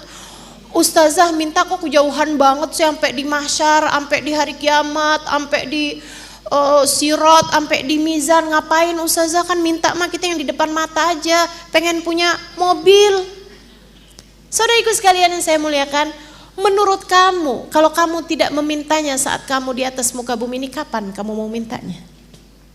Hah? Kapan kamu mau mintanya? Saya mau memintanya nanti ustazah saat saya di dalam kuburan. Ya udah gak bisa. Kesempatanmu berdoa, kesempatanmu meminta, kesempatanmu untuk memastikan langkah sekarang nih di atas muka bumi ini. Jangan mau-maunya jadi orang yang nyesel. Ketika masuk ke dalam alam kubur kamu gak bawa apa-apa. Jangan mau-maunya jadi orang yang nyesel. Doa-doamu semuanya udah diijabah karena kamu hanya memintanya urusan dunia. Masuk dalam alam kubur sudah tidak ada lagi doamu yang tersisa. Na'udzubillah. Yuk belajar buat jadi orang besar. Memikirkan panjang. Memikirkan hal yang besar. Karena yang dia pikirkan adalah Allah Subhanahu wa ta'ala. Jalisul kubara. Kalau kamu lihat ada orang yang wah, ini orang udah ngerti membesarkan Allah dalam hidupnya, duduklah dengan mereka. Hadirlah di majelis mereka. Kalau kamu lihat ada orang-orang yang ngerti membesarkan Nabi Muhammad, faham mencintai Nabi Muhammad, saudaraku sekalian, duduklah dengan mereka. Bergaullah, bicaralah. dengan mereka. Minta doalah kepada mereka, sebab mereka adalah orang-orang yang besar atau setidaknya mereka sedang menuju kepada kebesaran mereka. Gitu. Jalisul kubaro. Duduklah, hadirlah. Gitu ya. Meskipun kalau kita misalnya lihat orang besarnya itu memang dibesarkan oleh Allah Subhanahu wa taala dengan sebesar-besarnya, kayak itu tadi yang saya sebutkan, Sayyidil Habib Umar misalnya gitu. Khubabah Nur misalnya gitu. Duduk dengan mereka, niat khidmah sama mereka, gitu kan ya? Niat memandang wajah mereka, niat, ya Allah, saya kecil dan saya nggak ngerti bagaimana membesarkan diri saya, ya Allah. Karena masih terlampau banyak bergumul dengan dunia saya, ya Allah, nggak paham. Tapi ini di hadapan saya ada orang mulia yang mengerti membesarkanmu, ya Allah. Ya Allah, sertakan saya, kumpulkan saya bersama dengan mereka, sebab saya mencintai mereka. Dan jangan nyusahin. Jangan nyusahin. Sehingga sekalian yang saya muliakan, ini ya, sebab orang kalau sudah dibesarkan dalam pandangan Allah, dimuliakan oleh Allah Subhanahu wa taala, andai pun mereka nggak tahu, ketika kamu menyusahkan mereka atau ketika kamu tidak menghargai mereka, tapi Allah tahu. Tapi Allah tahu. Misalnya nih, kamu ngomongin hal yang negatif tentang orang-orang besar, Habib Umar misalnya, Khubabah Nur misalnya, kamu ngomongin gitu, hal yang kurang baik tentang mereka, apalah gitu kan ya, saya nggak ngerti juga apa. Misalnya gitu kamu ngomong, kamu saat ngomong itu, beliau nggak dengar, tentu saja. Misalnya di majelis gitu kan, majelisnya banyak yang hadir, kamu ngomong pojokan sana tuh, beliaunya nggak dengar, tapi Allah dengar. Hati-hatilah. Bisa jadi kehadiran kamu di majelis, kamu maksudnya jalisul kubaro, bukannya dapat berkah, malah dapat halakah. Apa tuh halakah? Kehancuran. Bukannya dapat berkat, malah dapatnya kualat. Jadi sekalian, hati-hati. Orang-orang yang besar di mata Allah, gede juga kualatnya, ya. Yang berkahnya banyak, kualatnya juga banyak. Hati-hati nih. Makanya Sayyidil Habib Syekh Abu Bakar Ibn Salim alaihi ridwanallah dalam doanya, yang saya tuh cukup lama tuh nggak ngerti sama doa itu, sampai satu hari Khubabah Nur menerangkannya, saya jadi paham. Oh gitu rupanya doanya Syekh Bakar bin Salim. Allahumma inni akhafu minka wa akhafu mimman yakhafu minka wa akhafu mimman la yakhafu minka. Allahumma bihaqqi man yakhafu minka najjini mimman la yakhafu minka. Ya Allah, aku takut padamu. Aku takut juga kepada orang-orang yang takut padamu. Ya Allah, aku juga takut sama orang-orang yang gak takut kepadamu. Kalau saya suruh nyusun doa, ya kecuali sekarang saya sudah mengerti gitu ya. Tapi kalau saya suruh nyusun doa, itu saya akan ngomong gini, ya Allah, aku takut padamu, dan aku takut kepada orang yang tidak takut padamu. Ngapain kita takut sama orang yang takut sama Allah? Betul apa enggak? Kita cinta dong sama orang yang takut sama Allah. Siapa orang yang takut sama Allah? Para walinya Allah. Siapa orang yang takut sama Allah? Para ulama-ulamanya Allah. Kan itu ya? Kenapa saya sebutnya enggak ulama aja? Tapi karena banyak juga ulama yang bukan ulamanya Allah. Ulama cuma ngajakin orang kepada cinta dunia. Ya Allah, ya Allah. Mudah-mudahan jangan sampai kita menjadi salah satunya, insya Allah. Sedikit sekalian saya muliakan, ini kan orang yang takut sama Allah itu, menurut saya sebelumnya, saya nggak perlu takut sama mereka, saya hanya perlu cinta sama mereka. Ngapain kita takut sama Hubabah Nur misal? Ngapain kita takut sama Habib Umar misal? Saya kalau ditanya, Ustazah takut gak sama Habib Umar? Enggak takut saya dulunya. Tapi kalau saya ditanya sekarang, Ustazah takut gak sama Habib Umar? Banget takut. Ustazah takut gak sama Hubabah Nur? Banget takut. Ustazah takut gak sama Habib Zain? Banget takut. Kenapa gitu? Teman-teman saya sekalian, sebab semakin gede keberkahan yang Allah berikan kepada seseorang, Allah juga cemburu kalau orang tersebut ada yang berbuat jahat, ada yang berbuat salah padanya. Allah cemburu.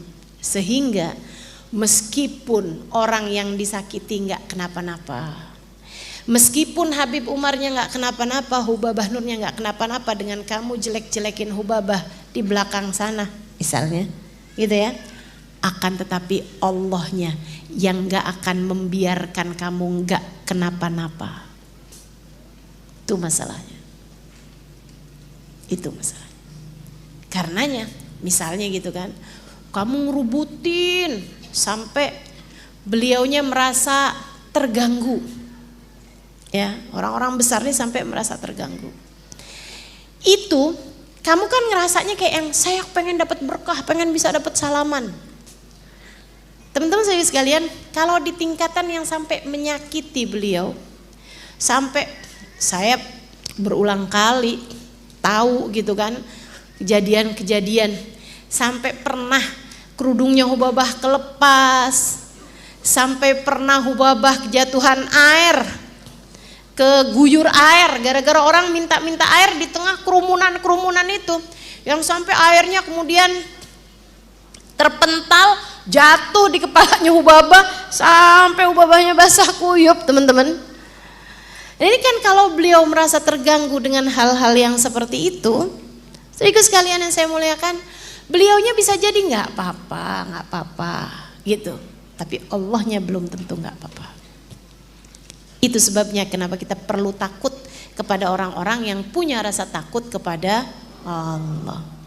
Sampai-sampai dulu Sayyidina Habib Umar Muhdar, Sayyidil Habib Umar Muhdar, ini ya, sebelum saya lanjutkan kepada Habib Umar Muhdar, teman-teman pernah kayak begitu apa enggak tuh? Insya Allah enggak ya, kita ngerti adab kepada ulama-ulama kita, kepada bapak-bapak kita. Ustazah Halimah berlebihan nih, padahal enggak juga kejadian kayak gitu. Bu, jangankan sama Hubabah, sama orang-orang kayak saya loh, segala macem nih, dari mulain luka-luka, dari mulain tangan kesleo. Kadang orang itu loh, ada nih orang ya, kepengen nyium saya tapi kehalangan sama beberapa orang gitu. Bukannya dia kepalanya yang dideketin ke saya, kepala sayanya yang ditarik ke dia.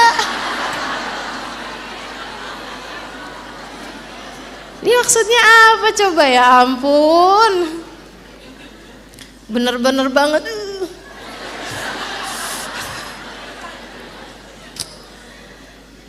Jari tangan saya nih sering pisah. Kalau lagi disalamin orang, ada yang dapat jempol, ada yang dapat kelingking gitu kan. Sian bener. Ya Allah, ya Allah. Jadi ya ayolah mencintai dengan punya rasa takut. Takut kalau menyakiti mereka, takut kalau tidak menghormati mereka, takut jika Allah yang memuliakan mereka tahu kamu kurang memuliakan mereka, atau bahkan menyakiti mereka, atau bahkan berkata hal yang buruk tentang mereka, Allah kemudian menurunkan laknat kepadamu, na'udzubillah min dzalik. Sayyidil Habib Umar Muhdar, teman-teman, itu dari cemburunya Allah kepadanya, sampai kalau ada burung makan dari kebunnya Umar Muhdar langsung mati burungnya. Kambing makan dari kebunnya Umar Muhdar langsung mati kambingnya. Gitu. para ulama-ulamanya Allah al-kubara ini dicemburui oleh Allah Subhanahu wa taala lebih daripada yang lain-lain. Nah, tuh karenanya kita juga mesti punya rasa takut kepada mereka, takut untuk tidak menghargai mereka, takut membuat mereka nggak nyaman, gitu ya. Yang akhirnya membuat kita bukan dapat berkah, malah justru dapat halakah. Saudara sekalian saya muliakan, jalisul kubara.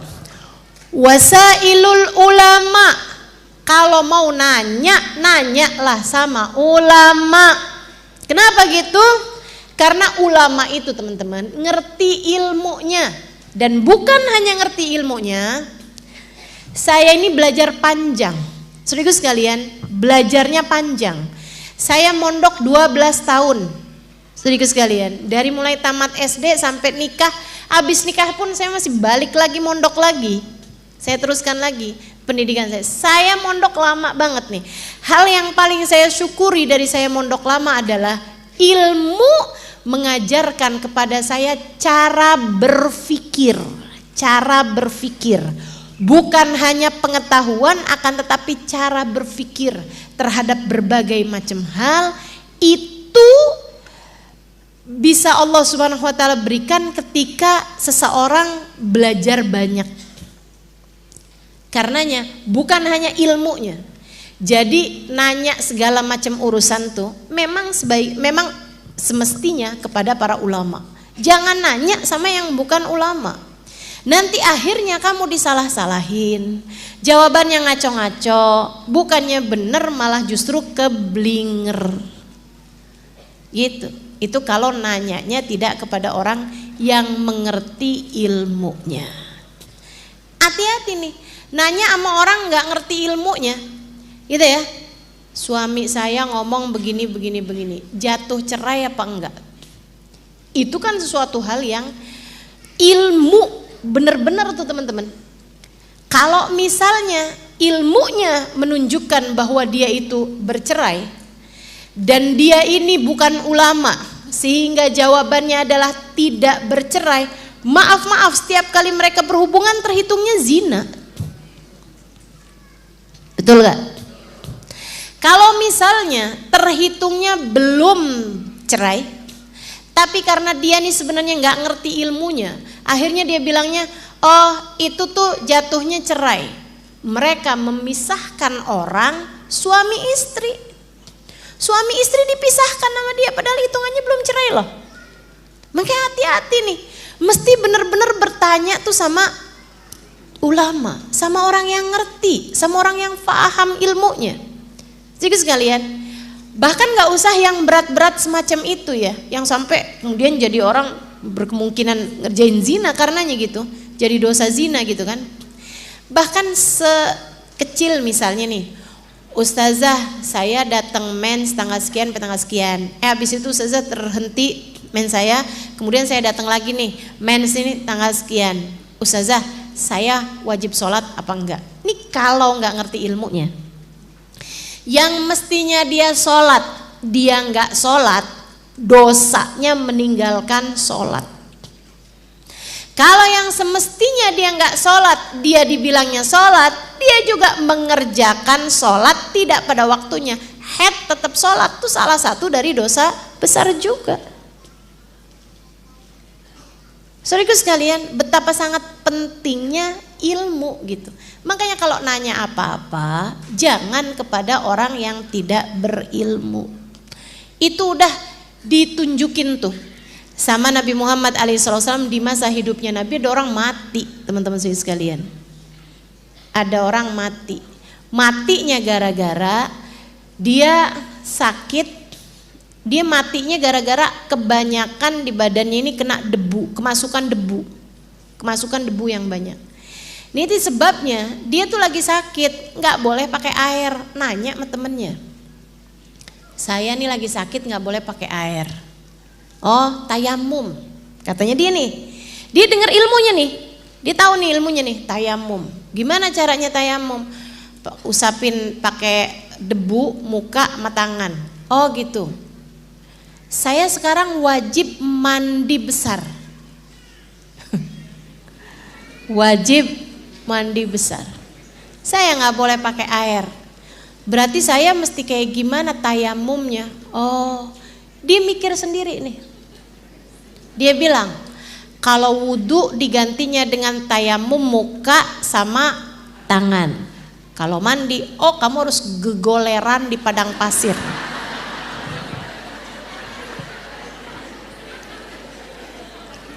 Mandi debu.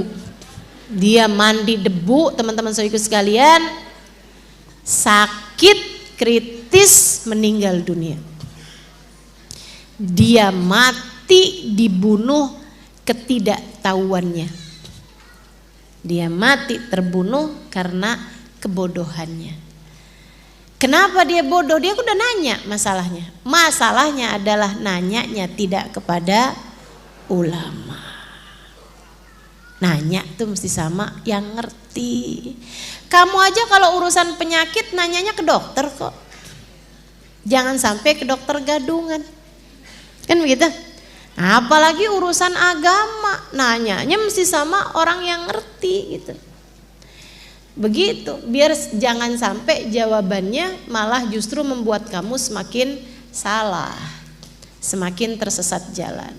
Sama kayak kita lagi menempuh jalan, kita nggak tahu nih kanan apa kiri ya, kanan apa kiri ya. Kalau nanya sama orang yang nggak tahu jalan, akhirnya kan kita tersesat. Demikian pula dengan ilmu agama ini gitu. Begitu teman-teman saya sekalian. Kamu nanya nih urusan apa hukumnya hadir maulid. Nah, ini kalau nanyanya sama orang yang gak tepat, hukumnya adalah bid'ah. Kenapa gitu Ustadz? Kenapa gitu Syekh? Gitu ya? Jawabannya karena Nabi Muhammad tidak pernah melakukannya. Ya itu. Bukan ulama, gak ngerti. Baca maulid itu, bacain sejarahnya Nabi. Mana ada orang bacain sejarahnya sendiri? Kagak-kagak. Teman-teman sekalian, saya bilang, terus sahabat Nabi juga nggak ada yang baca maulid. Lah ngapain? Kita semua juga kalau jadi sahabat Nabi, ngapain baca sejarahnya Nabi? Nabi Muhammad rambutnya ikal mayang sangat hitam. Daripada baca, mendingan kita tontonin. Nabi-nya kita hadirin. Kan begitu? Gitu. Jadi nanya tuh jangan sama orang yang nggak pas. Nanyalah kepada ulama. Ulama siapa? Ustazah, mereka juga ulama loh ustazah. Mereka juga panjang ustazah itunya. Gelarnya ada LCSAG, sarjana alam gaib. Maaf ya. SAG yang bener juga banyak teman-teman saya sekalian. Maksudnya banyak nih. Jilbabnya lebar. Kalau laki-laki jenggotnya panjang. Ada atharus sujud. Di kepalanya ada tanda sujud ustazah. Dari lamanya dia sujud. Saya kenal ulama-ulama yang sepanjang malam sujud kepada Allah. Saya bahkan pernah lihat Hubabah Khadijah dari Mekah, Asgaf. Itu teman-teman sekalian, di waktu haji saya sebelahan sama beliau, sepanjang malam gak ada tidurnya buat sholat. Saudaraku sekalian, jidatnya gak hitam.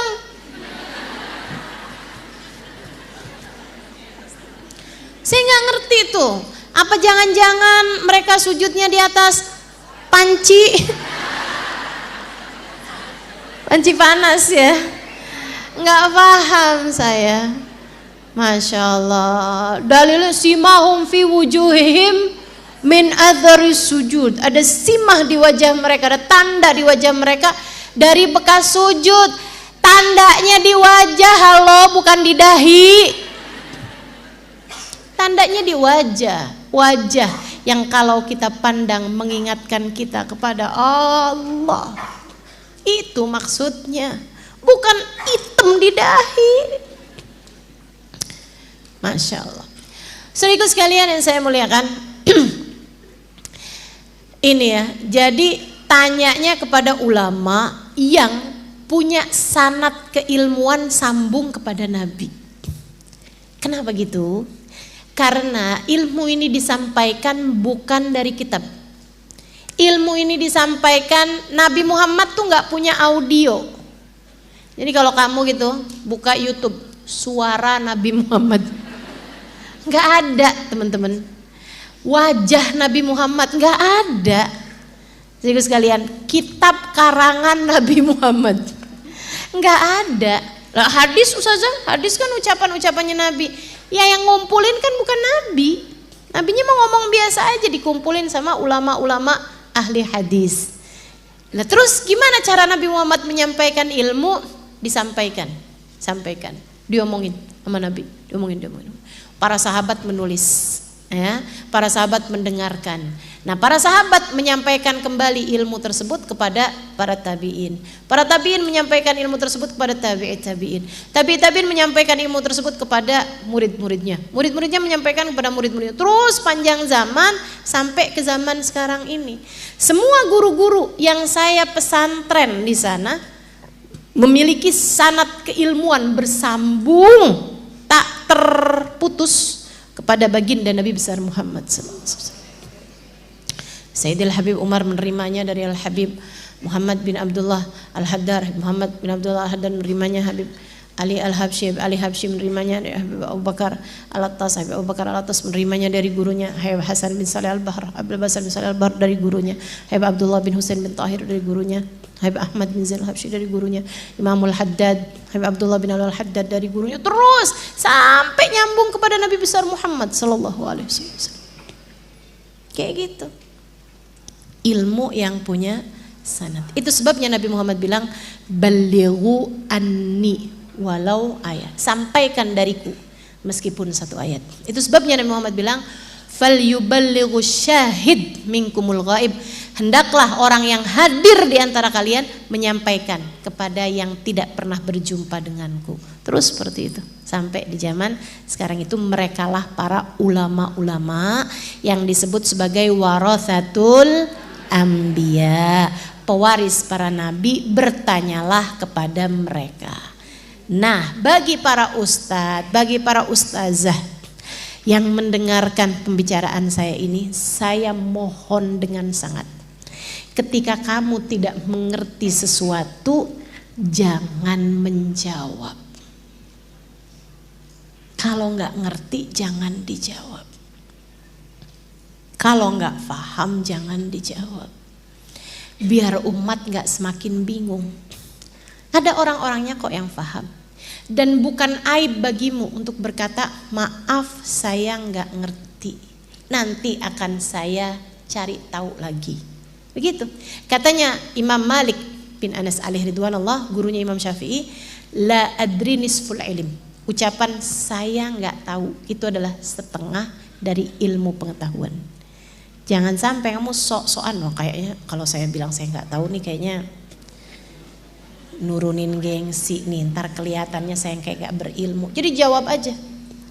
Akhirnya jadi kayak orang yang baru pulang haji diminta untuk sholat jenazah, dia sholatin jenazah pakai ruku, pakai sujud. Habis selesai sholat, orangnya baru bilang makmumnya, wah Syekh, ini sholat jenazahnya nih rada-rada gak biasanya ya. Oh gimana? Biasanya kan nggak pakai ruku, nggak pakai sujud. Ini kok pakai ruku, pakai sujud. Oh iya, jadi gini ceritanya. Saya tadi sebelum sholat dikasih lihat dosanya banyak. Dosanya jenazah ini. Kayaknya kalau nggak pakai ruku, nggak pakai sujud kurang mempan. Jadi saya tambahin ruku, saya tambahin sujud. Inna lillahi wa inna ilaihi rajiun. Jalisul kubara wasailul ulama. Terus satunya wakhalatul hukama. Bergaullah sama orang-orang yang bijaksana. Siapa sih orang yang bijaksana? Tahu apa yang harus dilakukan dan harus dikatakan pada waktu yang tepat kepada orang yang tepat. Itu namanya orang bijaksana. Orang bijaksana adalah orang yang ngerti ngerjain apa, pada waktu kapan, bersama siapa. Gitu. Ngadepin anak kecil beda dengan ngadepin orang tua. Ngadepin orang tua beda sama ngadepin anak remaja. Gitu kan? Orang dewasa dia paham. Dia paham dia harus apa. Kenapa ada orang bisa dewasa, bisa bijaksana, bisa jadi hakim, bisa jadi orang yang didasari karena dua hal, teman-teman. Orang jadi bijaksana tuh dasarnya dua hal. Satu ilmu, dua pengalaman. Gitu ya. Makanya enggak semua orang berilmu bisa jadi bijaksana. Dan orang bijaksana enggak harus yang berilmu banyak banget dia jadi bijaksana gitu. Ilmunya kadang enggak banyak tapi ditambah dengan pengalaman hidupnya, dia belajar dari pengalaman hingga dia pun menjadi orang-orang yang bijaksana. Gitu.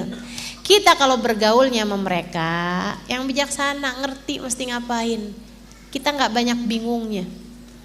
Tapi kalau kita bergaul sama orang-orang yang nggak ngerti nih mesti ngapain, akhirnya belanja nih di pasar, datang waktunya sholat, udah nggak apa-apa kita jamak aja. Iya bener kita jamak aja, yaudah kita jamak aja. Masya Allah. Itu karena semuanya nggak ada yang bijak. Ada kok saya pernah dengar tuh, ada yang mengatakan boleh kok jamak dalam keadaan-keadaan tertentu. Nah, tuh. Kenapa gitu? Kurang bijak. Sehingga sekalian saya muliakan, yang bijak kayak gimana?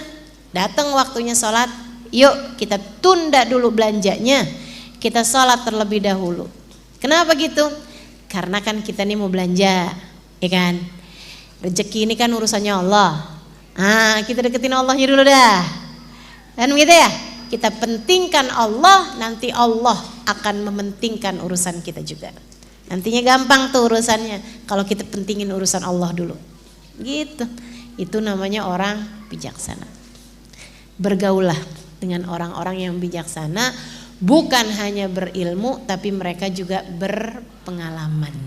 Teman-teman sekalian, tuh banyak tuh orang-orang bijaksana, nyarinya juga di majelis-majelis, nyarinya juga di masjid, nyarinya juga di perkumpulan-perkumpulan yang baik, gitu ya.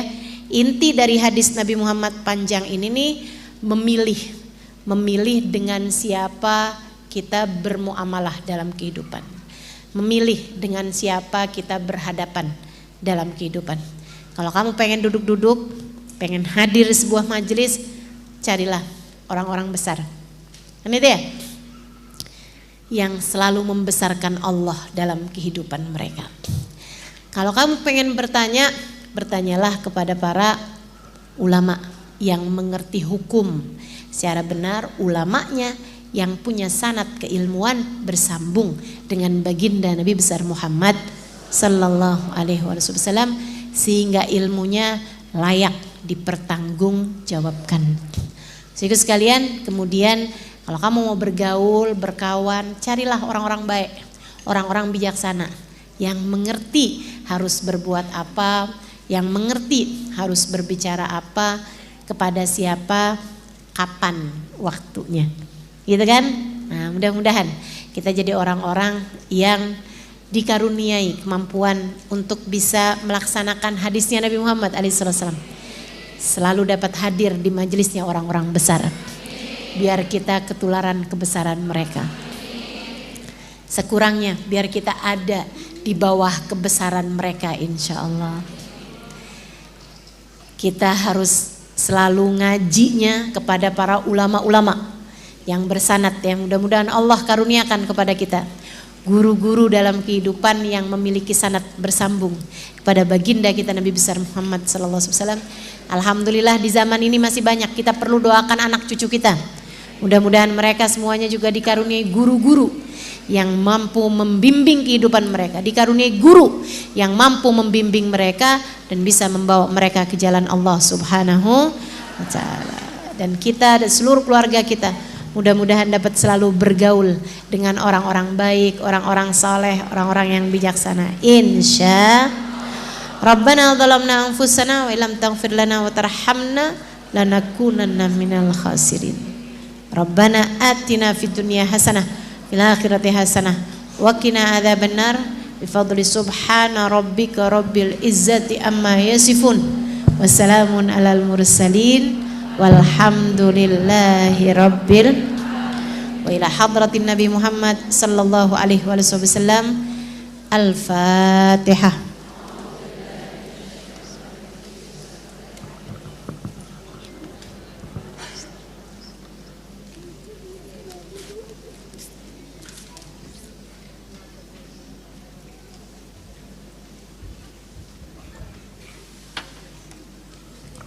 Kita akan tutup majelis kita dengan membaca doa akhir majelis bersama-sama. Ya Rabbana tarafna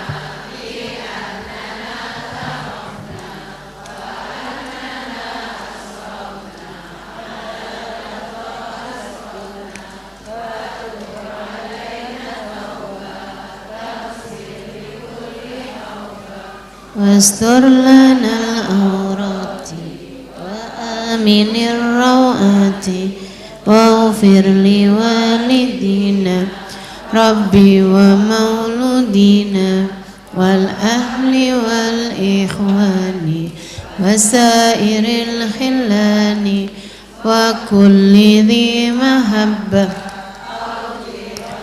aw suhbah wal muslimina ajma. Amin ya Rabbi isma' fadlan wujudan manna bil mustafa rasuli nahda bi kulli suli salla wa sallam rabbi alaihi abdal habib wa alihi wa sahbi dada tashi sahbi walhamdulillahi bil bad'i wat tanahi. Alhamdulillahirabbil alamin. Subhanakallah bihamdik asyhadu an la ilaha illa anta astaghfiruka wa atubu ilaik. Subhanakallah bihamdik asyhadu an la ilaha illa anta astaghfiruka wa atubu ilaik. Subhanakallah bihamdik asyhadu an la ilaha illa anta astaghfiruka wa atubu ilaik. Fatihah bil qabul tawami kulli sulshan zahiran wa batinan. Al-Fatihah. Innallaha yunawwir qulubana wa qalibana ma'al huda wat tuqa wal afaf wal ghina wa ridha wal yaqin. Yaftah alaina futuhal arifin, yakhtim lana bil husna wa radin anna fi khairin wa afiyah wa biniyati anna Allah yaqdi lana jami'al hajat. Silahkan sebutkan hajat masing-masing.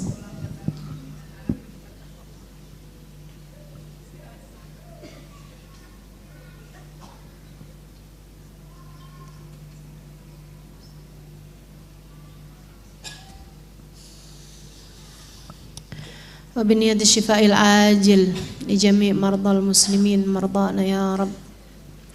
Mudah-mudahan yang sakit-sakit segera diberi kesembuhan. Ada beberapa sahabat-sahabat saya yang sedang sakit, mudah-mudahan Allah angkat penyakitnya. Keluarga saya juga ada yang sedang sakit, mudah-mudahan Allah sehatkan semuanya insyaallah. Kita minta pada Allah Subhanahu wa taala yang sakit-sakit biar pada sehat. Saya doakan yang sedang dalam kesulitan semoga Allah memberikan padamu kemudahan. Kita semuanya mudah-mudahan Allah yunawwir qulubana wa qalibana. Allah bersihkan hati kita, Allah benerin badan-badan kita, dijauhkan dari dosa-dosa insyaallah, dimudahkan mengerjakan ketaatan, dikaruniai husnul khatimah indal maut. La hadratin Nabi Muhammad sallallahu alaihi wasallam. Al-Fatihah.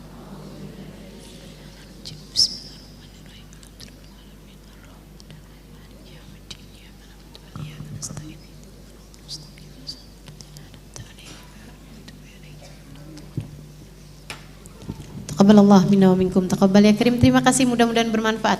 Kurang lebihnya mohon maaf. Billahi taufik wal hidayah. Wal afu minkum. Assalamualaikum warahmatullahi wabarakatuh.